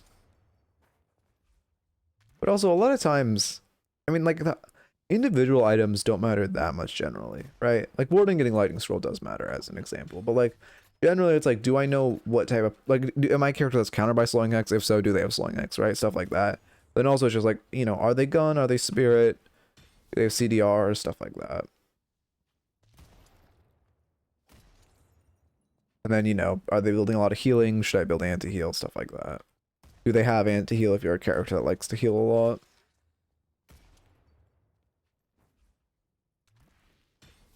Okay. And I'm not gonna get a fucking YouTube raffle today. God damn it. That's the VODs. I never looked at how the...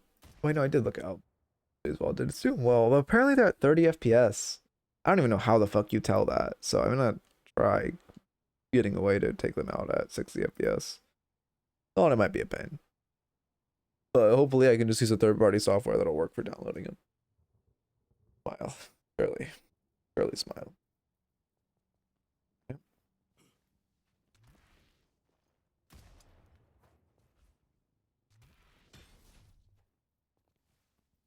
It's 2 minutes, not too bad. I mean, yeah, it is weird it's not working. I just try using a different browser or some shit, because like Twitch ads are dog shit, man.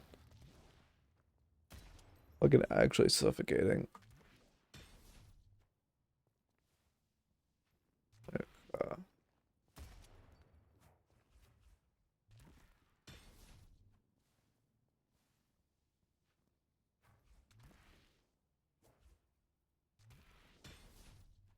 Fucking, sorry, I'm like, my mind is fucking fuzzy, to say the least.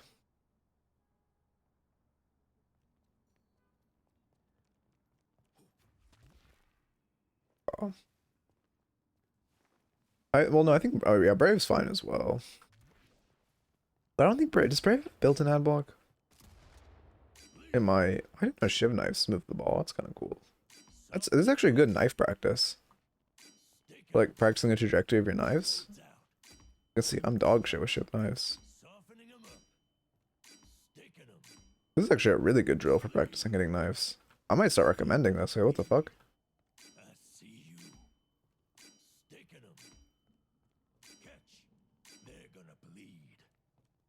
Yeah, I kind of fuck with this heavy as a drill. Someone who struggles with hitting Shiv knives. That's crazy. I mean, it's not giving... I wish ideally I could do it from like more distance. And maybe if I like... I don't have a way to move this guy. At the Baroness, we always strive for perfection. I need to step in.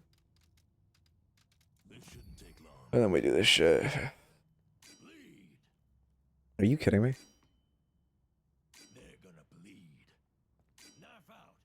Ooh, Doorman review. Emissary door type shits. Softening 'em up. Throwing blades. Staking 'em. Knife out. Bleed. Okay, anyway. Let me get the replay downloaded. I'm actually like, also the fucking audio is so satisfying of hearing the Shiv knives.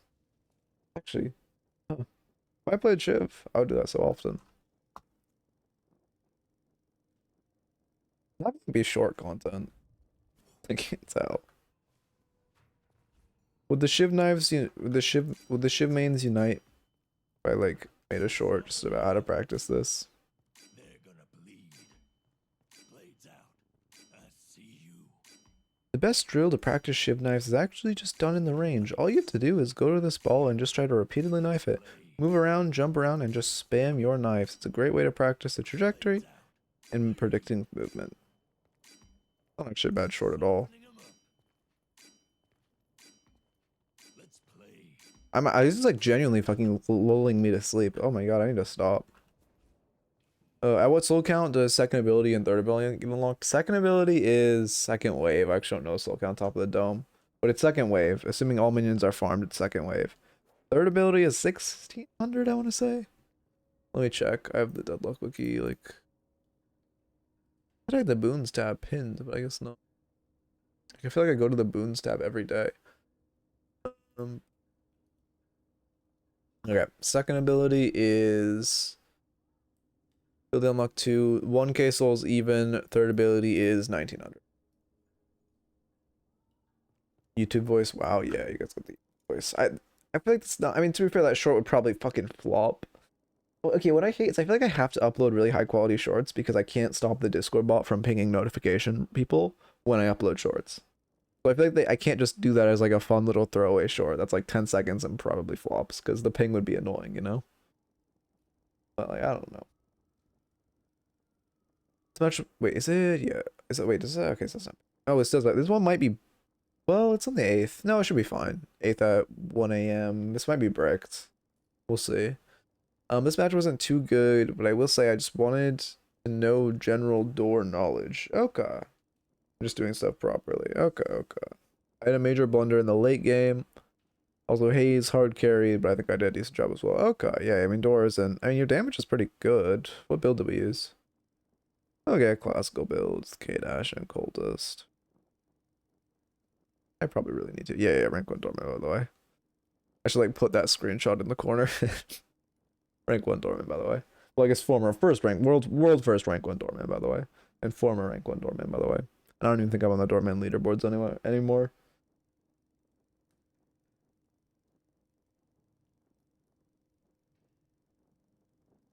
Hungry. Go to Costco. I always need to go to Costco.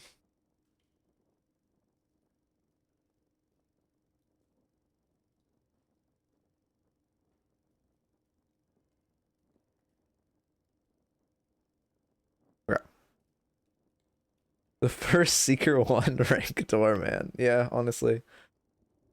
I'd be the world's first initiate doorman. It'd be really fun. I wonder, one day I genuinely hope to be that washed.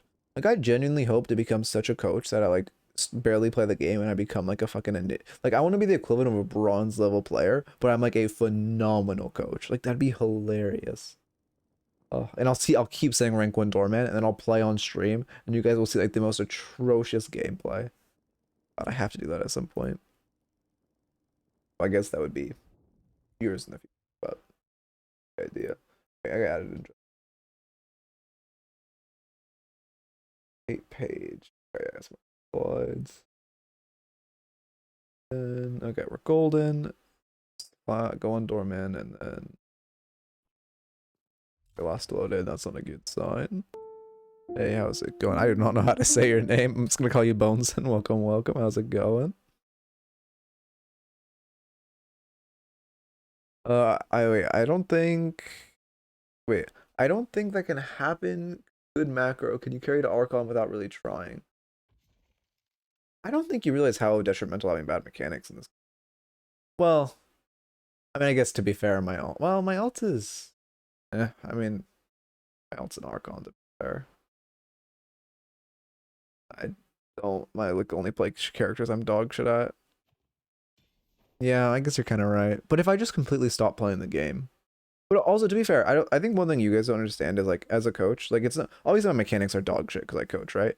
But also my like in obviously I have like if you give me a VOD and say like on paper, hey, what's the correct decision here? Oh, you go mid, you run or whatever. But in the moment, I'm significantly worse at it, right? I'm much better because I spent like a fucking I think I generally have more hours in the game coaching than I do actually playing.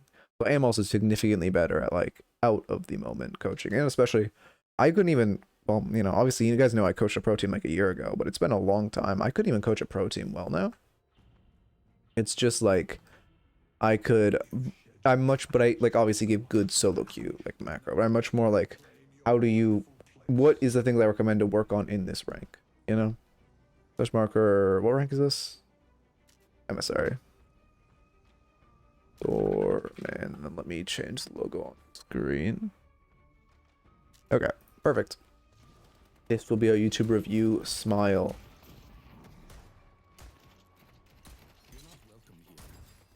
Yeah, good bell. Always nice to hit those bells. I've not coached. Well, I mean, people who came from League, yes. I've coached a lot of people who came from League. But I only started coaching in Deadlock. I played League back in the day, but I was never better than, like, fucking Diamonds. That was, like, also, like, 5 years ago.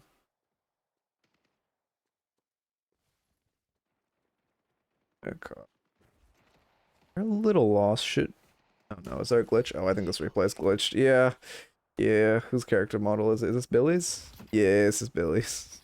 No, this is Paige. Wait, Paige is in this game. Oh, no. Yeah, that's happened after the character rework. Do you have another game or another Doorman one within the past like 24 hours? Or one, it can also be an older one as long as it doesn't have Paige.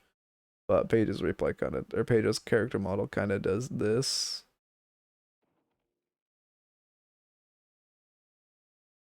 You know, how fucking high is the model? Normally the models, like, when they glitch, they don't go this high. This is insane.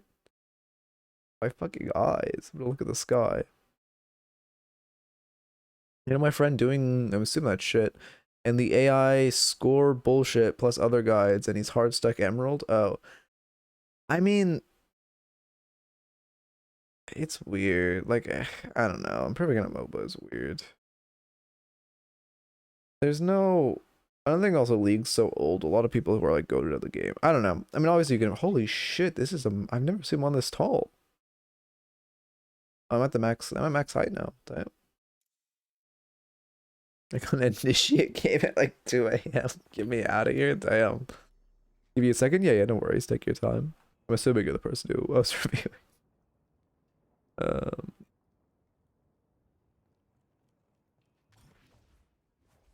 But yeah, it's I don't know. Ranking up in games is it's a lot about mentality, right? Mostly about mentality.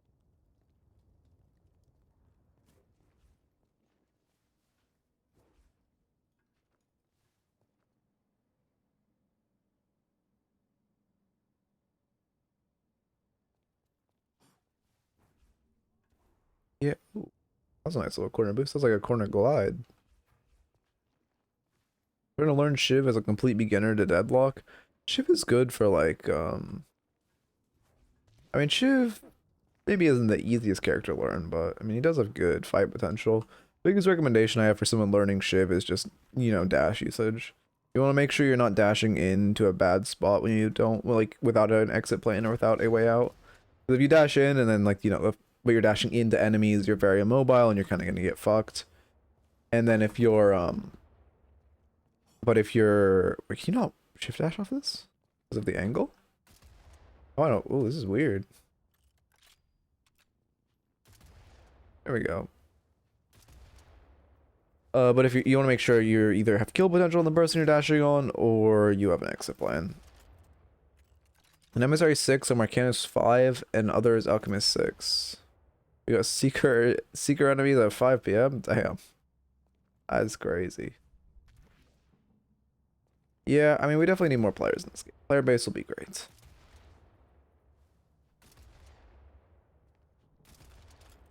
God damn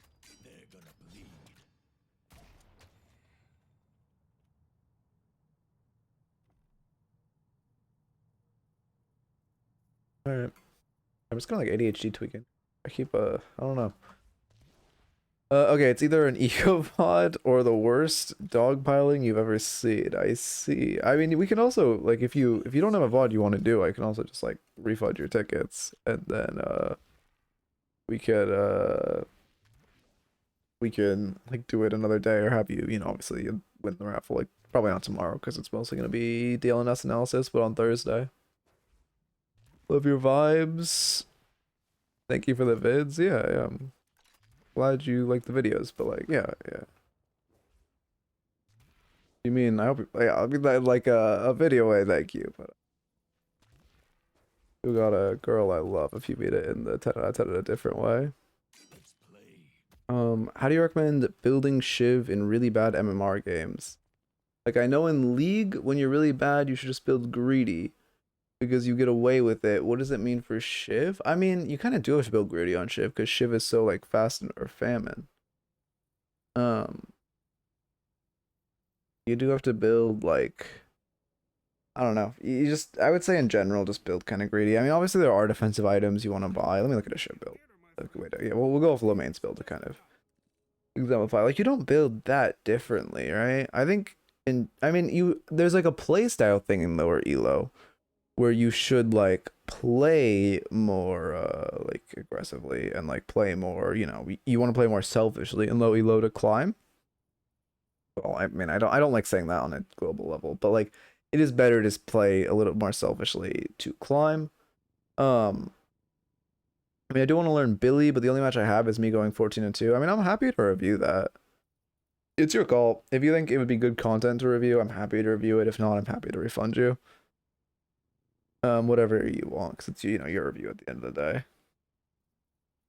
But like, I mean, maybe, I mean, even in low elo, you should be buying stuff like, I mean, there isn't even, also, if you look at this build, like, there isn't that much defense. I mean, okay, obviously there's armors that are defensive, and like, you never want to skip armors, right? Armors are super important. But like, even the defensive shit, like Healbane, sure, it's anti-heal, made to heal you on kill. Counterspell, sure, it's defensive, gives you spirit power when you use it, which makes you do a fuck ton more damage. Okay.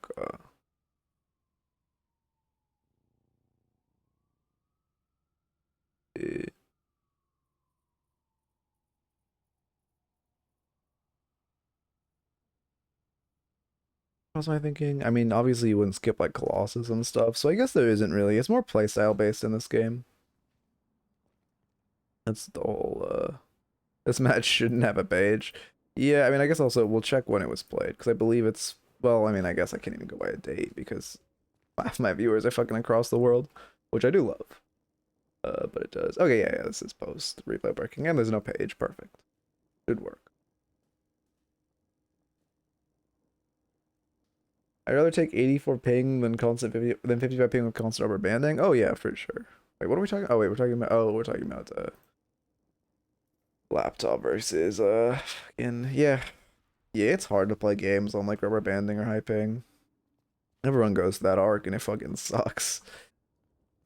And then you get fucking, you know, you get a good job, you get some money going, you buy yourself a nice PC, then you go, wow, big mode. Has Big Mode published another game, speaking of? I didn't like the last game they published.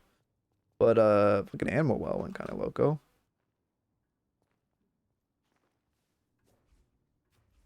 Yeah,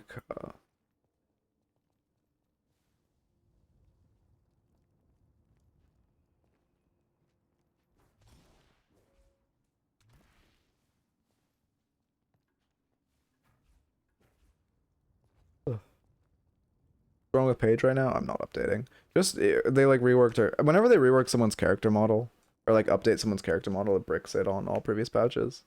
So like before, like well, not 72 at this point. It's I can do basic math in my head. 96 hours ago, they bricked Drifter's model, so that's what we don't do any replays from 96 hours ago because 99% of games have Drifter in them right now, but only like 50% if that have Page, right? So it's actually pretty you can dodge getting Page. But that happened. That patch happened yesterday morning or the night after that at night. I think yesterday morning actually. Yeah.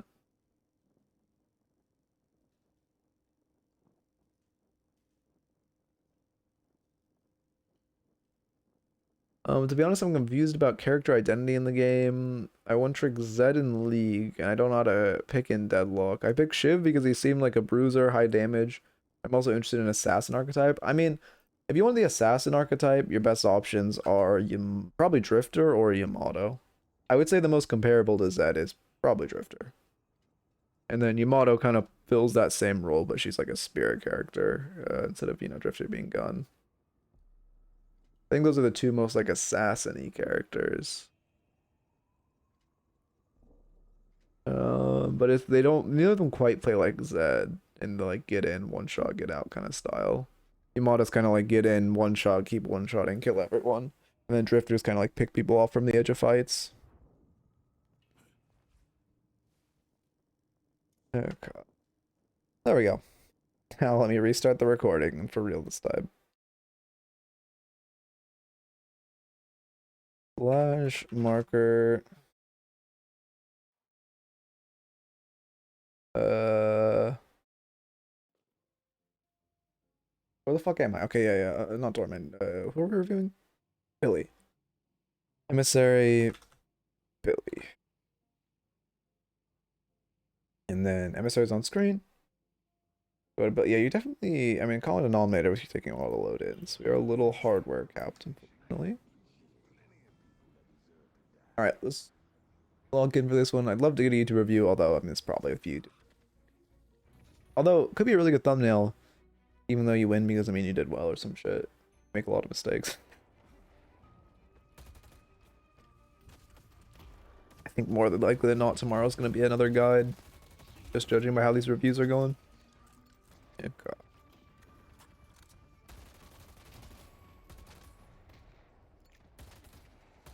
First wave we're playing fine, we're shooting orbs, which is great. You did leave that orb to the left, but your reload timer is covering it. I think Yamada got the confirm, fortunately. Way too early to do much, but just look for denies. I mean, you should walk up a bit. Well, wave's not there, it's better. I mean, you also have an SMG, right? So it's better for you to be close. Well, wave's not there, it's not dangerous for you to step up, and you're not like, I don't know, so like a doorman or someone with more range that can play that angle more easily. Because your, weapon fall-off damage is pretty significant. You're going to do a lot more damage if you're closer to them, and especially while they're meleeing those minions, you could punish a lot better. Who next? Okay. Actually, what does Listic go next? Because I don't actually know. Oh yeah, we get a kill. How do they not have case? We'll take that. Gonna go buy now, surely. Okay, we're gonna greet another wave and then buy. I mean, technically your best play is to kind of like half light freeze this wave, so Pocket ideally misses a minion or two, but I mean, this elo, I definitely don't expect it, especially if you're not duo with the person. Now we should be buying though, because this is really bad while we're sieging, while we're down, a T2 item. You guys need to buy really badly. There's no world you're saving for a T3. I mean, we're not doing like Tesla Rush Billy or anything, so we should be shopping. There we go. Cold front. Oh, we're going AP. I see. You're point in charge too. Yep. Okay. I understand. This is Spirit Billy. Okay.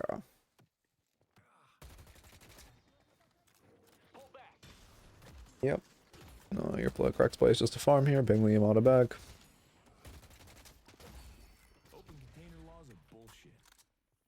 Good way of farming that. I mean, I like the way we farm that of just shooting him low and then light mailing to finish.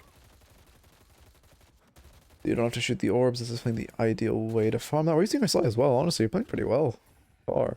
I mean, I think, obviously I have quandaries about AP Billy, but I mean, if you're playing for fun, then go for it. Or not to call it AP or AD. Yeah, I don't really, I don't know. For some reason I don't say AD. I guess because it's like gun is so different for me for AD. But like, I always say AP just because like, I don't know, spirit damage AP, they feel very similar.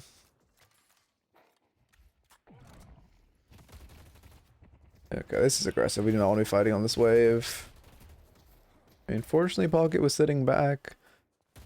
But we took a lot from minions, and if Pocket was there to trade it back, it would have been pretty rough. It's, you never want to fight on the enemy, or inside the enemy's wave.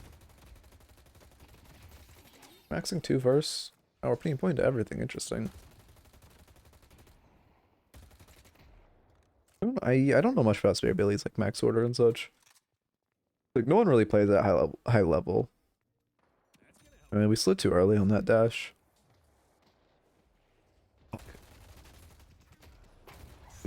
Okay, I mean, you definitely had an opportunity combo there. This pocket doesn't seem to like to case your charge for some reason.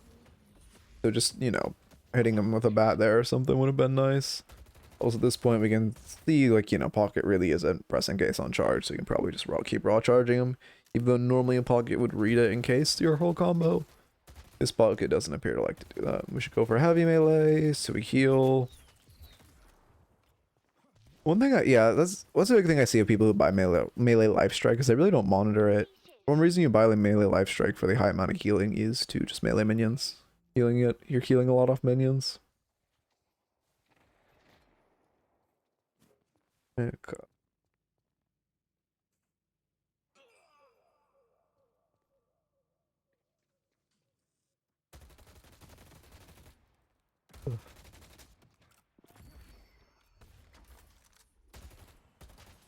Is Pocket like an all AP assassin? Yeah, that's a good way of putting it. He's like, I think of him as Kiana, right? That's her name. The fucking mid laner who like grabs the elements and like has invis grass. Think of her like that, or think of Pocket like that.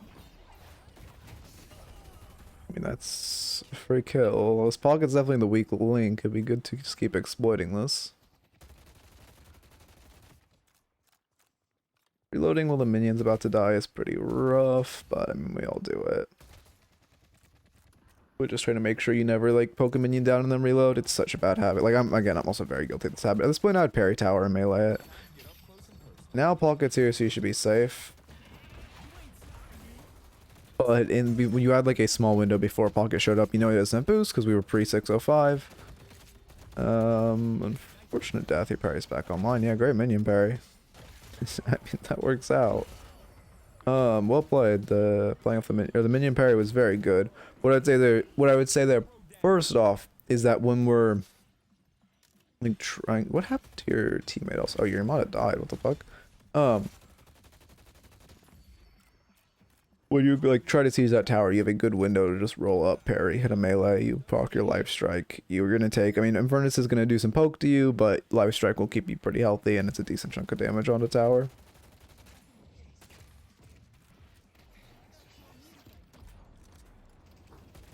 Okay. Ooh, I mean, we should 2 up. Yeah, perfect. Hey, your movement's good. I love the Billy mashup into Infernus. I love just dodging his ult like that. Oh, I'll get whiffed his ult too. Okay, I mean, this point it's kind of rough. You guys are getting poked down a lot. Your only sustain is melee life steal, so you need to start playing a little safe. I ran out of data for this entire... Wait. I ran out of data for the entirety of the early lane. Wait, what does that even mean? I ran out of data. Okay. In the stream, oh, I see. I mean, the VOD will be on Twitch and the VOD will be on YouTube tonight, so you can always come back to it. I'm on the bus. I see. Okay, but yeah, I mean, also, yeah, VOD's here. No worries, no worries. I've been getting the VODs up pretty quick though. Today's VOD might come out a little later in the day because I want to try downloading it from or trying to get the VOD at 60 FPS. Because it is rough that the VOD's only download in 30. And I really want the VOD. I mean, the VOD channel is doing well. And it's like, I mean, if I can get that shit monetized, that'd be amazing. But, I mean, it is pretty far out. Ooh, we're doing a lot. Good ult. We pull him back. Okay. I mean, at this point, we back up. Pocket has no kill potential on us, but we just need a full reset. I mean, this is a great time to full reset, right? You can just farm this wave. Infernus is coming back. I would just full reset. You can greet a second wave, but Infernus is respawning with boost, which makes it a little scary. We right. I mean, I guess we do save ourselves this wave. But I think your play is you hard shove and then bounce.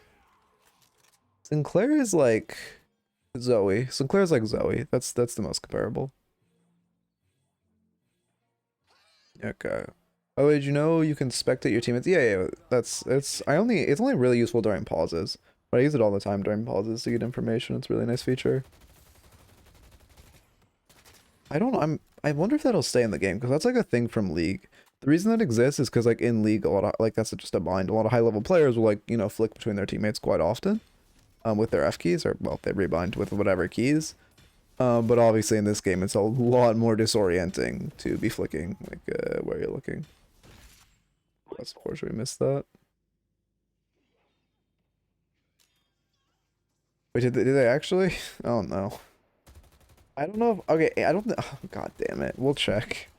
Tomorrow we'll fucking burn that bridge, I guess. God damn it. At least Mina isn't in this VOD.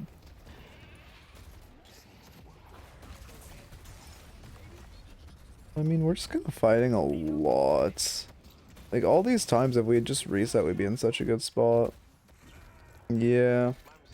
Such a like, it was a very needless death, because you could just reset. I mean, we get to base eventually, but we're going in, like, well, we're not healthy, because we haven't reset. We've just kind of gotten our HP up from, right. We're going in. Yeah, we have a lot coming here. Sucks we only get the Kelvin in our chain, but we do pick him up, and then we should get tower as well. I don't know, I just looked at Deadlock 8 post. Do they post like minor, like no patch note changes?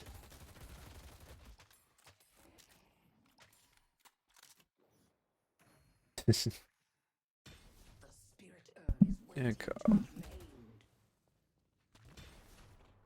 I mean, yeah, the ball jump's good. Gun buff, not bad. I mean, obviously, gun is great on Billy.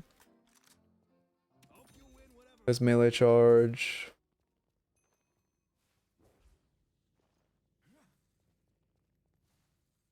Heck,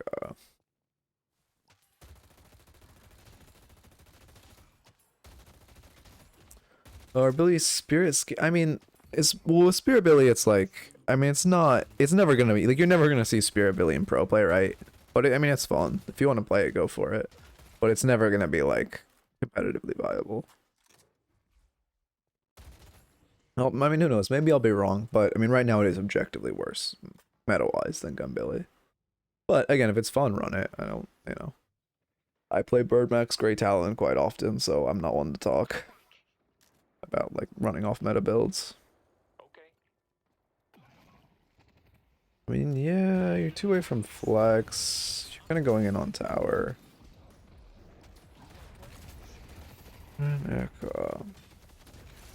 Does Pocket have anti-heal on his ult yet? No, they do not, so we're not that skatable. We just get poked down a lot from it now. Oh, okay, so you are going a gun build, or melee build, just going early spirit. Okay, I mean, yeah, Enchanters is good. Cold Front, I mean, I guess also not bad. Good in the pocket. Yeah, no, you guys pick him up. Pocket has no ult, so he's not that scary. Am I really gonna card him there? That doesn't do shit. Oh, and he mistimed it. Well, at least he dies.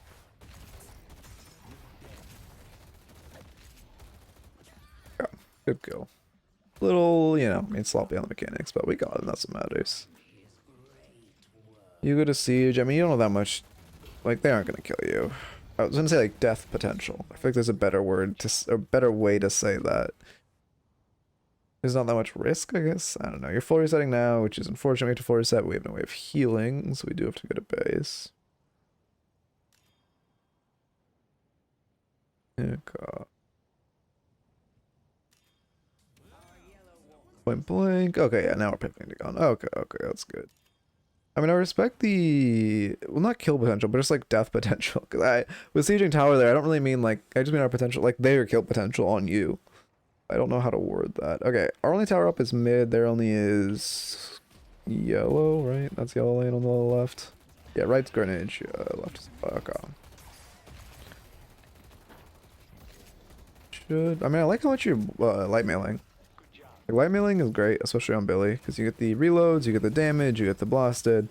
Makes people try to like predict your melees, and it's just good.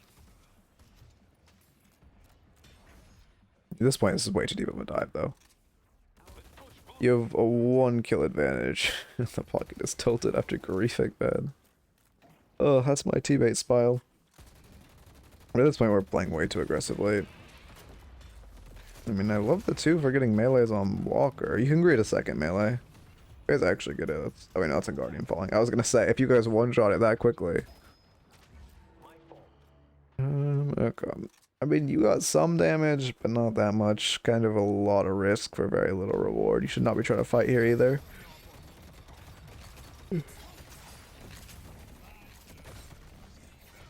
Yeah. No real reason to fight there. And hopefully our team gets bridge buffs, but that was that was just like kind of pointless. We should back out there. No reason to run in.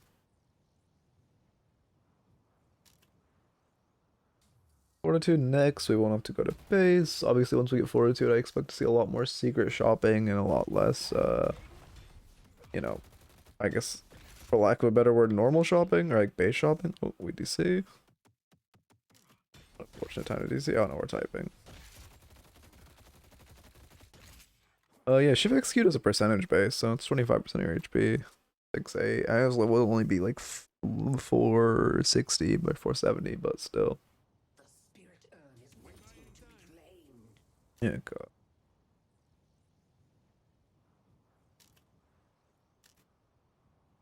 Why does this why does the team soul difference always manifest after laning phase? Even if you win lane early, it doesn't seem to affect much until like 10 minutes. Because players are scared after losing lane, or because the people who won lane get to snowball and farm? I mean, well, okay, there's a few reasons. Which is, it's first off is the, like, you know, once you win, you can push that advantage into other lanes and it kind of snowballs, right? Like if you win your lane, you then send a rotation over, get another Guardian. Well, one of your teammates is just like farming that solo wave, that's going to be better for them. But then secondly, it's just easier to notice post lane, right? Like in lane, like a 4K soul difference is pretty massive in laning stage, like team wise. But obviously that doesn't look that significant. Versus post lane, it's gonna be more like that soul lead. If it continues to be the same distance, it's gonna move to like a 10K soul gap, which obviously looks a lot more massive. How the fuck did that not hit? If that's me, by the way, I get hit by that. Just don't melee again. Yeah, there we go. We get him. Pretty needless fight. Also, that trade mathematically, I mean, it's not, you aren't winning above him by that much. Mathematically, they do get more souls off that trade. So it is a little rough, but. Find an answer to Shiv. Our yellow walker is under attack. Yeah, you really just stare at the ground this much while you're on zip? Maybe you're looking at map. But I feel like you have to manually be using your cam to do that. Oh, I could be wrong.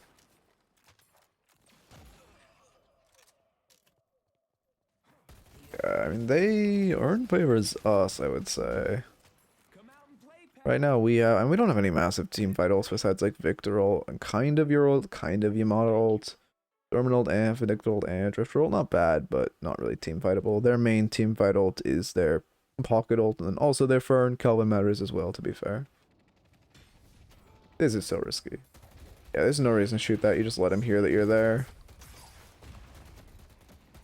He gets away. How could it? Yeah, this is honest. Well, Slowing X isn't bad this game. I think Slowing X on Billy, like one thing you're lacking right now is a way to stay on top of people. One really important thing when you're building Billy is just some way that people can't run away, right? Sometimes that's something like slowing bullets, sometimes that's something like slowing hex, sometimes that's something like for your movement for yourself, like boots. Or, I don't think many Billys build Warpstone, but like if you're a different character, Warpstone.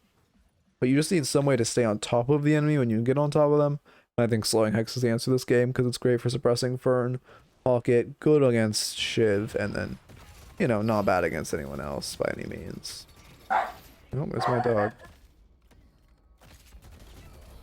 Risky light melees, especially when you're in Parabomb.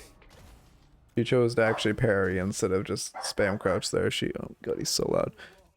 She had a decent chance of stopping you. Especially when you're in Parabomb, it's super risky to melee because if she parries you, you're going to take so much damage inside that thing. Even though they're light melees, her only real option there is to parry as well. So it is, you know, it's very surprised she didn't go for like a reader's parry. I do like a map on Zip, but I also just really just like Billy's Zip. His animation, I assume. I don't need much movement on Billy due to how much CC he has. I mean, yeah, but it still is. Like, he doesn't... Okay, he has chain for keeping people on him, but other than his ult, he doesn't have that much to stay. Like, assuming you're engaging with dash. Like right now, if they were just to backpedal, it'd be pretty hard for you to stay on them. Oh, well, he throws his dome. You should not be trying to go back into this. Okay, they fumble their parry. We should heavy melee the haze because she missed parry. We chase this guy and he should die. Why is he healing so much?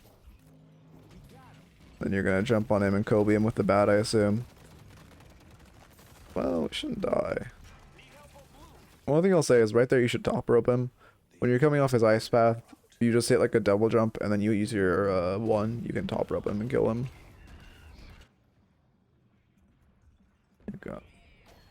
Four knockups, one slowing X, and a base pull and kid is wild. I mean, well, you only have the bat only actually CCs if they're in the air. Like it only actually triggers the displacement if they're in the air. So you really only have your two, and then like the bat is not. I mean, the bat is not. The bat is very like conditional CC. I'll grab Earn here.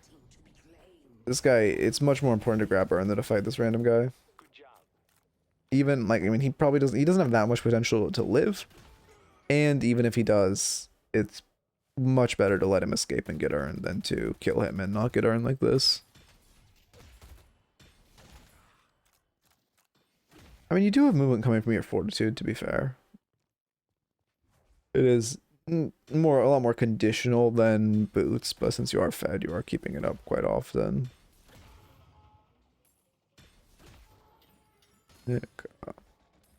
Crazy what fortitude used to be, man. Used to heal for like 10 times as much. Yeah, I pull him down.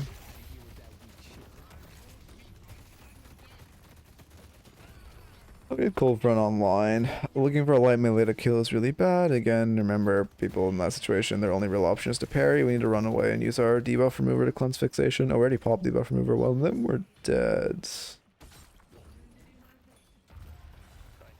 I mean, the movement's good, but doesn't really matter. You should be trying to run away and not trying to go in here. Somehow you live. Better pathing here. There's a few things you could do. When you have 2 up, you have to save a lot of mobility. If you're pathing like this, you shouldn't be trying to go back in, but if you're gonna jump off, just wall bounce, then 2 around the corner, drop on vent. You'll save yourself a lot of time. And because you can use your 2 so well for getting around corners, it's hard for people to chase you. That's your best option out there. Assuming you're pathing that way.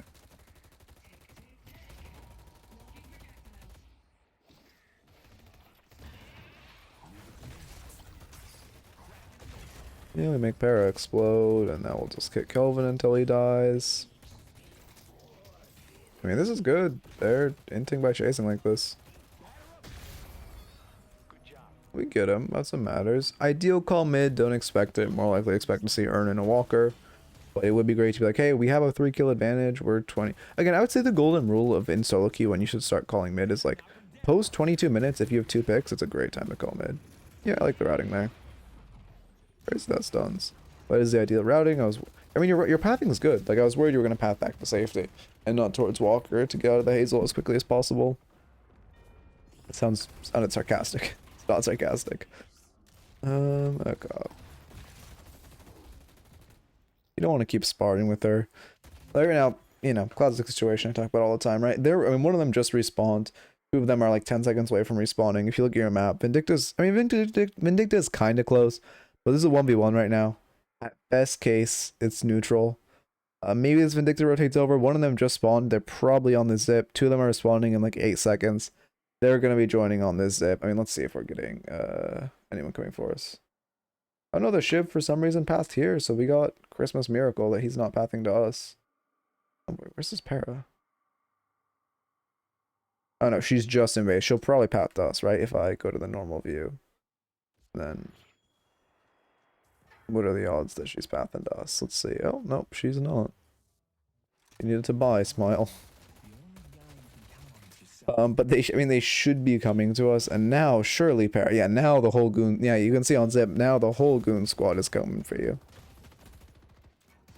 Yeah, and you're going back in too. Also, one thing you got to keep in mind, like it's rough but kind of excusable for you to what's what I'm looking for?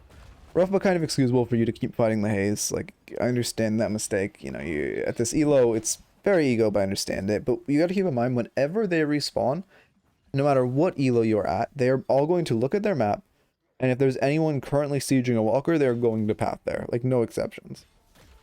When they look at their map, and they see we have, I mean, for one, no, their objectives in lane. For two, both other waves shoved, they're gonna lock on here and then be like, hey, wait a second, you know, this guy's fucking taking our walker. Let's go send, you know, the whole squad after him.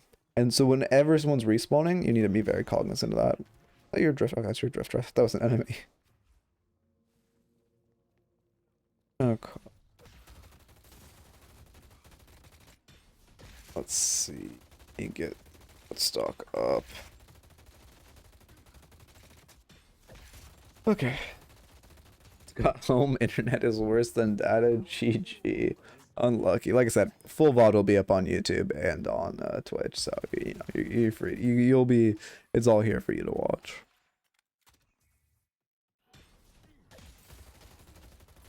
I need wards in Deadlock. I'm so glad. Remember when Calico had wards? Holy fuck! I'm so glad they removed that shit. Yeah, I pressed F2. Why am I not on your map? Oh, because I'm on my dock. Ew, that makes sense. How'd I get to the Twitch TOS? I don't even want to know. 25-second cooldown. It's... I mean, you have decent waves. A little risky to use your 2 to get here. You always gotta think with stuff like that, like it saves you 2 seconds from going to rope. So it's like, is the 2 seconds you save worth the chance that you on this? You have both waves fairly positive, so I think it is. There's a pretty low likelihood you're actually going to get jumped here, and even if they do, realistically, I mean, unless it's like 3 of them, they're probably going to lose, because you're so fed. But I do think it's worth for you to use your 2 like that. But you always got to be a little, you know, weigh the time save versus the risk of not having a key ability up. Now we go Dicko mode, yep. And great play. I love how you're using your 2 to pull them with the ult. I think I don't see that often. It looks pretty good. Good melee. Again, our debuff remover is up. I'd pop it here. Yeah, now we go mid, surely. Yeah, it does give move speed. I'm not insane. I was thinking like you pop it for chase, but I couldn't think if it actually gave move speed. I didn't want to say it and then look at it and just be completely wrong. This would be definitely a mid angle though. I didn't learn it until the I didn't learn it until the doorman match. Wait, you didn't learn what? Oh, the sinner stack. Oh yeah, yeah. But okay, also double sinner stack.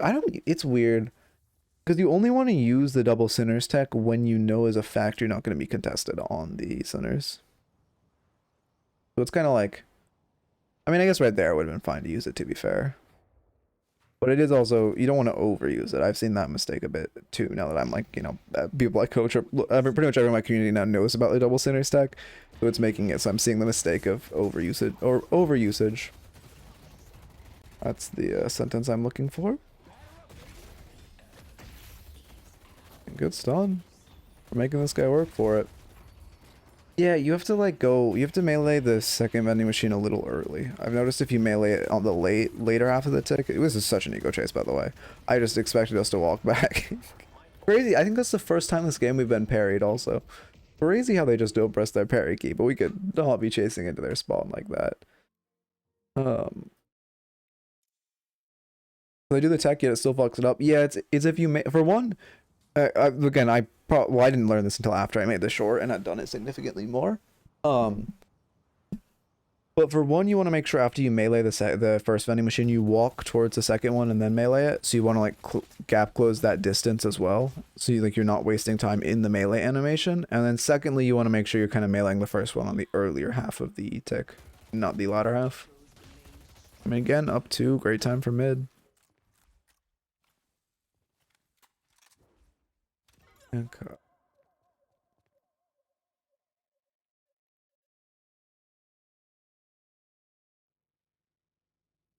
My mistake. We're coming to the fight now, which is good. We should wipe them, go mid. Is the team wipe mid patron knock? Or team wipe patron knock mid? Probably actually is the better order to do that in. But this is a good spot. Just someone fixes your right wave, you guys knock patron, you guys win the game. Also, but this is a perfect Perfect example is Kelvin has gotten away twice with his ice path. If you had a slowing hex, if you had a, you know, boots, enduring speed, that's what they're called. If you had enduring speed, you don't really get sling bullets on Billy, but that's more of a like warden item for catch. But if you had anything to stay on top of these, okay, we're going mid now, sure. I don't mind the call. It's pretty hard for you guys to knock patron 4v3. Okay, we're not going mid, god damn it. We're just kind of wasting our advantage. We could at least grab Urn at the bare minimum. And use this full took base. But what was I saying before? Oh yeah, but if you had that movement, that Kelvin probably would have died there. Here goes the fucking mosh pit of minions. I mean, this is a lot of souls for us. What's their comp looking like?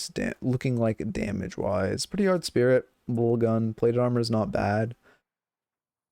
We obviously already have spirit resilience. We're going Arctic blast. Fair enough. Unless Hayes starts running the lobby, I wouldn't go plated armor. But oh, Fern is extremely behind. Okay, never mind. It's probably isn't even plated armor game. Full stop.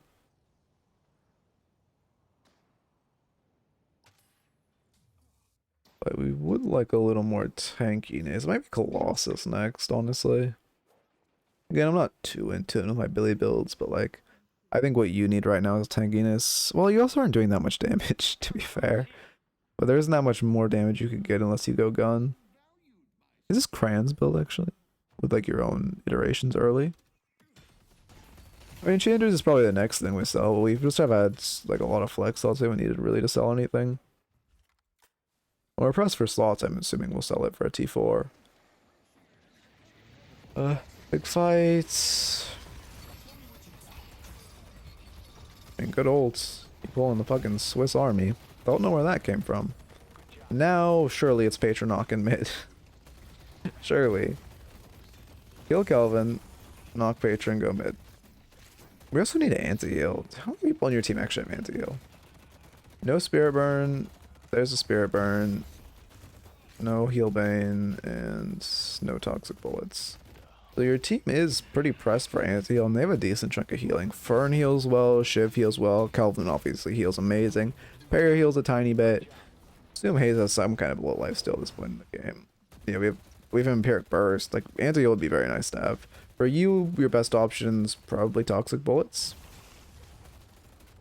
Are you doing reviews on requests or raffle today? We're doing raffle today. The brief iteration of like requests was just because we were doing the new character only raffles. Now we're just doing, or now we're back to doing only raffles. And until more characters are released, it's gonna stay only raffle or like only raffles. But this is probably the last raffle up today, to be fair, because I don't think I have another one in me.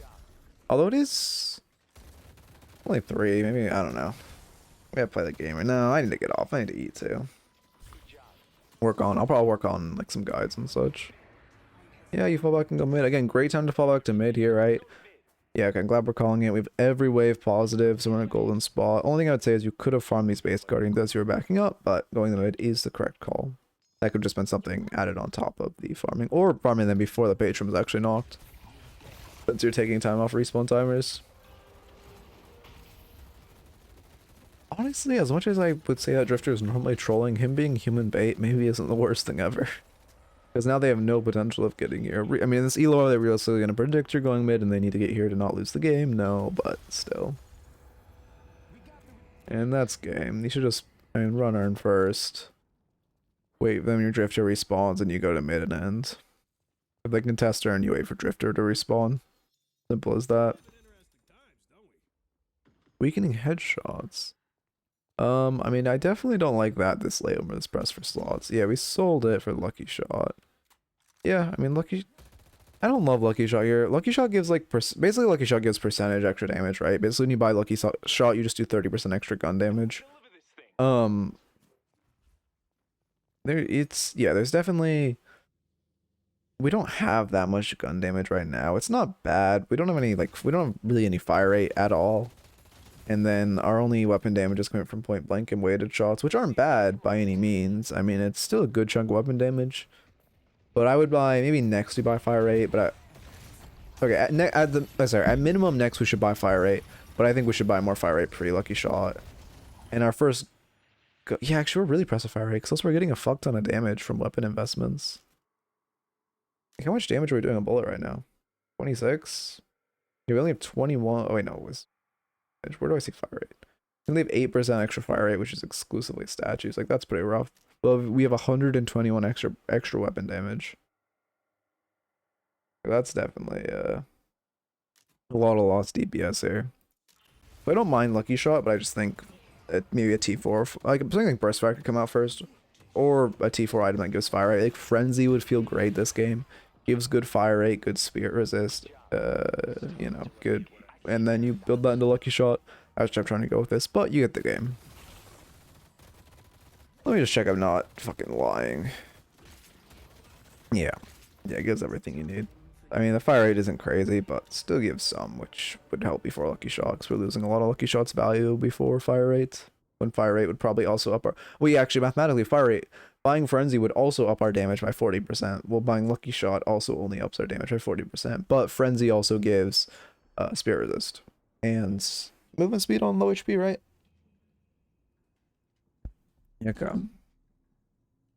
They have bullet resistance and going APR would be nice. Oh yeah, I mean, APR is not a bad item. They don't really, I mean, they have a decent chunk, but nothing crazy. Also, you don't need APR yet because you're mostly gone. I would say if they are building a lot of bullet resist, then APR comes out post like Lucky Shot when you're starting to actually do a decent chunk of gun. Here you talk about macro and micro. I'm a complete noob to this game. Hey, we all start there. I mean, you'll learn eventually, right? It's just, I've been playing this game for over a year at this point. Yeah. Okay. Let me get to the notes. As far as laning stage, let's get lane stats. I can see if there's anything I missed off the gates. Yeah, laning stage you played well. Obviously we dominated pretty well. I don't think you even got parried once in laning stage. So there wasn't that many major mistakes. I think I pointed out a couple things itemization wise, but nothing big enough to write down. So honestly, laning stage was played really well. There's no major mistakes I've seen. Besides, oh, melee lifesteal utilization. That's the one thing I'll mention. Is just here. Let me add this to notes in case it's a YouTube video. Okay. We're just utilizing your melee lifesteal. It's out on off cooldown for a while, and we need to make sure if we're buying this for sustain that we're using it for sustain. And using it well. Let's see what else is there. But that's honestly mostly it for early game. Obviously, you played a very good early game. Actually, we're a little ego heavy. No, never mind, fate. Sorry, I'm remembering more things. In laning stage, we were a little ego heavy. We should be you don't necessarily need to reset, but we should not be going in at half HP. We should be playing for our healing rate to come back up, or buying healing rate sooner, respecting our HP more, not just kind of running at the enemies while we're half HP. Even though we are very fed, it's kind of textbook how you throw a lead, because you got with comeback souls and such. If they kill you, it's that's how they get back into that game and back into that lane. That ego also persists into the mid and late game, where we were just egoing a ton. We were just kind of running at them, and there's one point where you base guardian dove 3 of them, which is just not the play at all. We just need, even if you're very fed, you need to keep in mind the way you lose a game where you're very fed is by continuing to throw yourself at the enemy out of ego and losing that lead and giving them the comeback souls. The way you win when you're very fed is just by taking a good fight and destroying them with your team, because you're very fed and they can't kill you and you do a ton of damage, and if your team's there to back you up, you're golden. And then lastly, and honestly, egoing is probably the biggest point. So I'd say the second biggest point would just be mid calls. Mid didn't fall till 30 minutes into that game, maybe 28. First mid should fall, I don't know. In solo queue, we'll say 24 minutes. If this was higher rank, probably more like 20, 22 minutes. But we'll say solo queue, first mid should fall. Not on average, it'll probably fall much later, but it should fall at 24 minutes. I would say 90% of games at this elo post 24 minutes have had a situation where one team should call mid, and one team has enough of an advantage to call mid, and we definitely had it there and just did not call it. And then there was another and another and another chance where we did not call mid. So cleaning up those mid calls would be pretty important. Okay. Anyway, watching YouTube. Hope you enjoyed. Keep it real. Might be a YouTube video. Let's see. Y'all recommend anyone for learning the basics of wave management? Yeah, I can't think of anyone. Deathy does. I don't know if he talks about that much wave management anymore. If you want general MOBA stuff, I think Deathy is probably your best option if you want general MOBA stuff. Obviously, I have a ton of VODs and a ton of videos on my channel and stuff that you can watch. I do have a really old laning guide, probably from a few. It's gonna look outdated as shit, but all the information's still solid. If you want to learn about wave management, I have an old laning guide. Deathy also has an old laning guide that's very solid. I think as far as educational content on a more basic level, I would recommend probably Deathy the most. And then if you want like on a higher end level and just on a mechanical level, it's probably Ido or Dorian. I can't remember what his full Twitch name is, a Dorian or Ido. Okay. Oh yeah, Poshy has got. Does Poshy have an laning guide though? I feel like Poshy makes good content. I feel like he doesn't do that much like basic MOBA mechanics. Like I feel like Poshy isn't the one you go to for like if you really just want to like learn MOBA macro. But maybe I'm incorrect in that. I suck at hitting Dorman's card. Any tips? Buy knockdown. I mean, buy knockdown or just put more hours in the game. There's no way to like hit his cart better than just more practice. So practice and then knockdown guarantees it. If you want to just like knock it out like you would a bebop hook. But other than that, it's just the same thing as bebop hook, which is, I mean, you want to try to read the enemy, but mostly you just gotta like practice. Okay. Is this Switch name really a Dorian? I know his in-game username is a Dorian. I thought his Switch name was Ido, but either way, a Dorian, Ido, great player. Very good to watch. Okay. Yeah, I guess let me find someone to raid, and we will call it. True. Oh, fucking I show speed on my auto feed. Ugh. Alright, this guy's chill. And he commented on my last video, so let's raid him.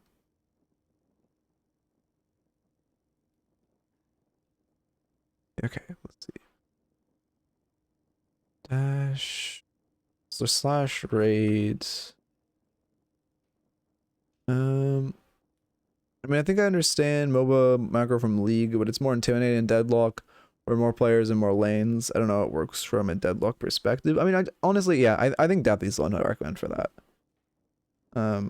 He does the best, like, I don't know. I think he also came from Dota, so he has good like MOBA memory. Well, like, you know, a lot of pros in this game came from more mechanical games. I think Deathy's the best if you're coming from a MOBA. But I also I make a ton of fucking League references. So if you're coming from League, I'm probably the person who talks about this game most in League terms.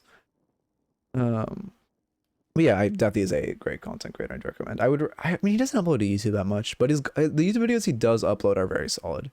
And then his streams are good for just generally watching and hanging out. I think he's a very new player friendly streamer. Anyway, have a good one, everyone. Classic Midnight Raid where I am not saying shit and I'm leaving to eat. So please, you know, tell him that I had to bounce. You know, tell him you love him, all that. Anyway, have a good one, everyone. Peace.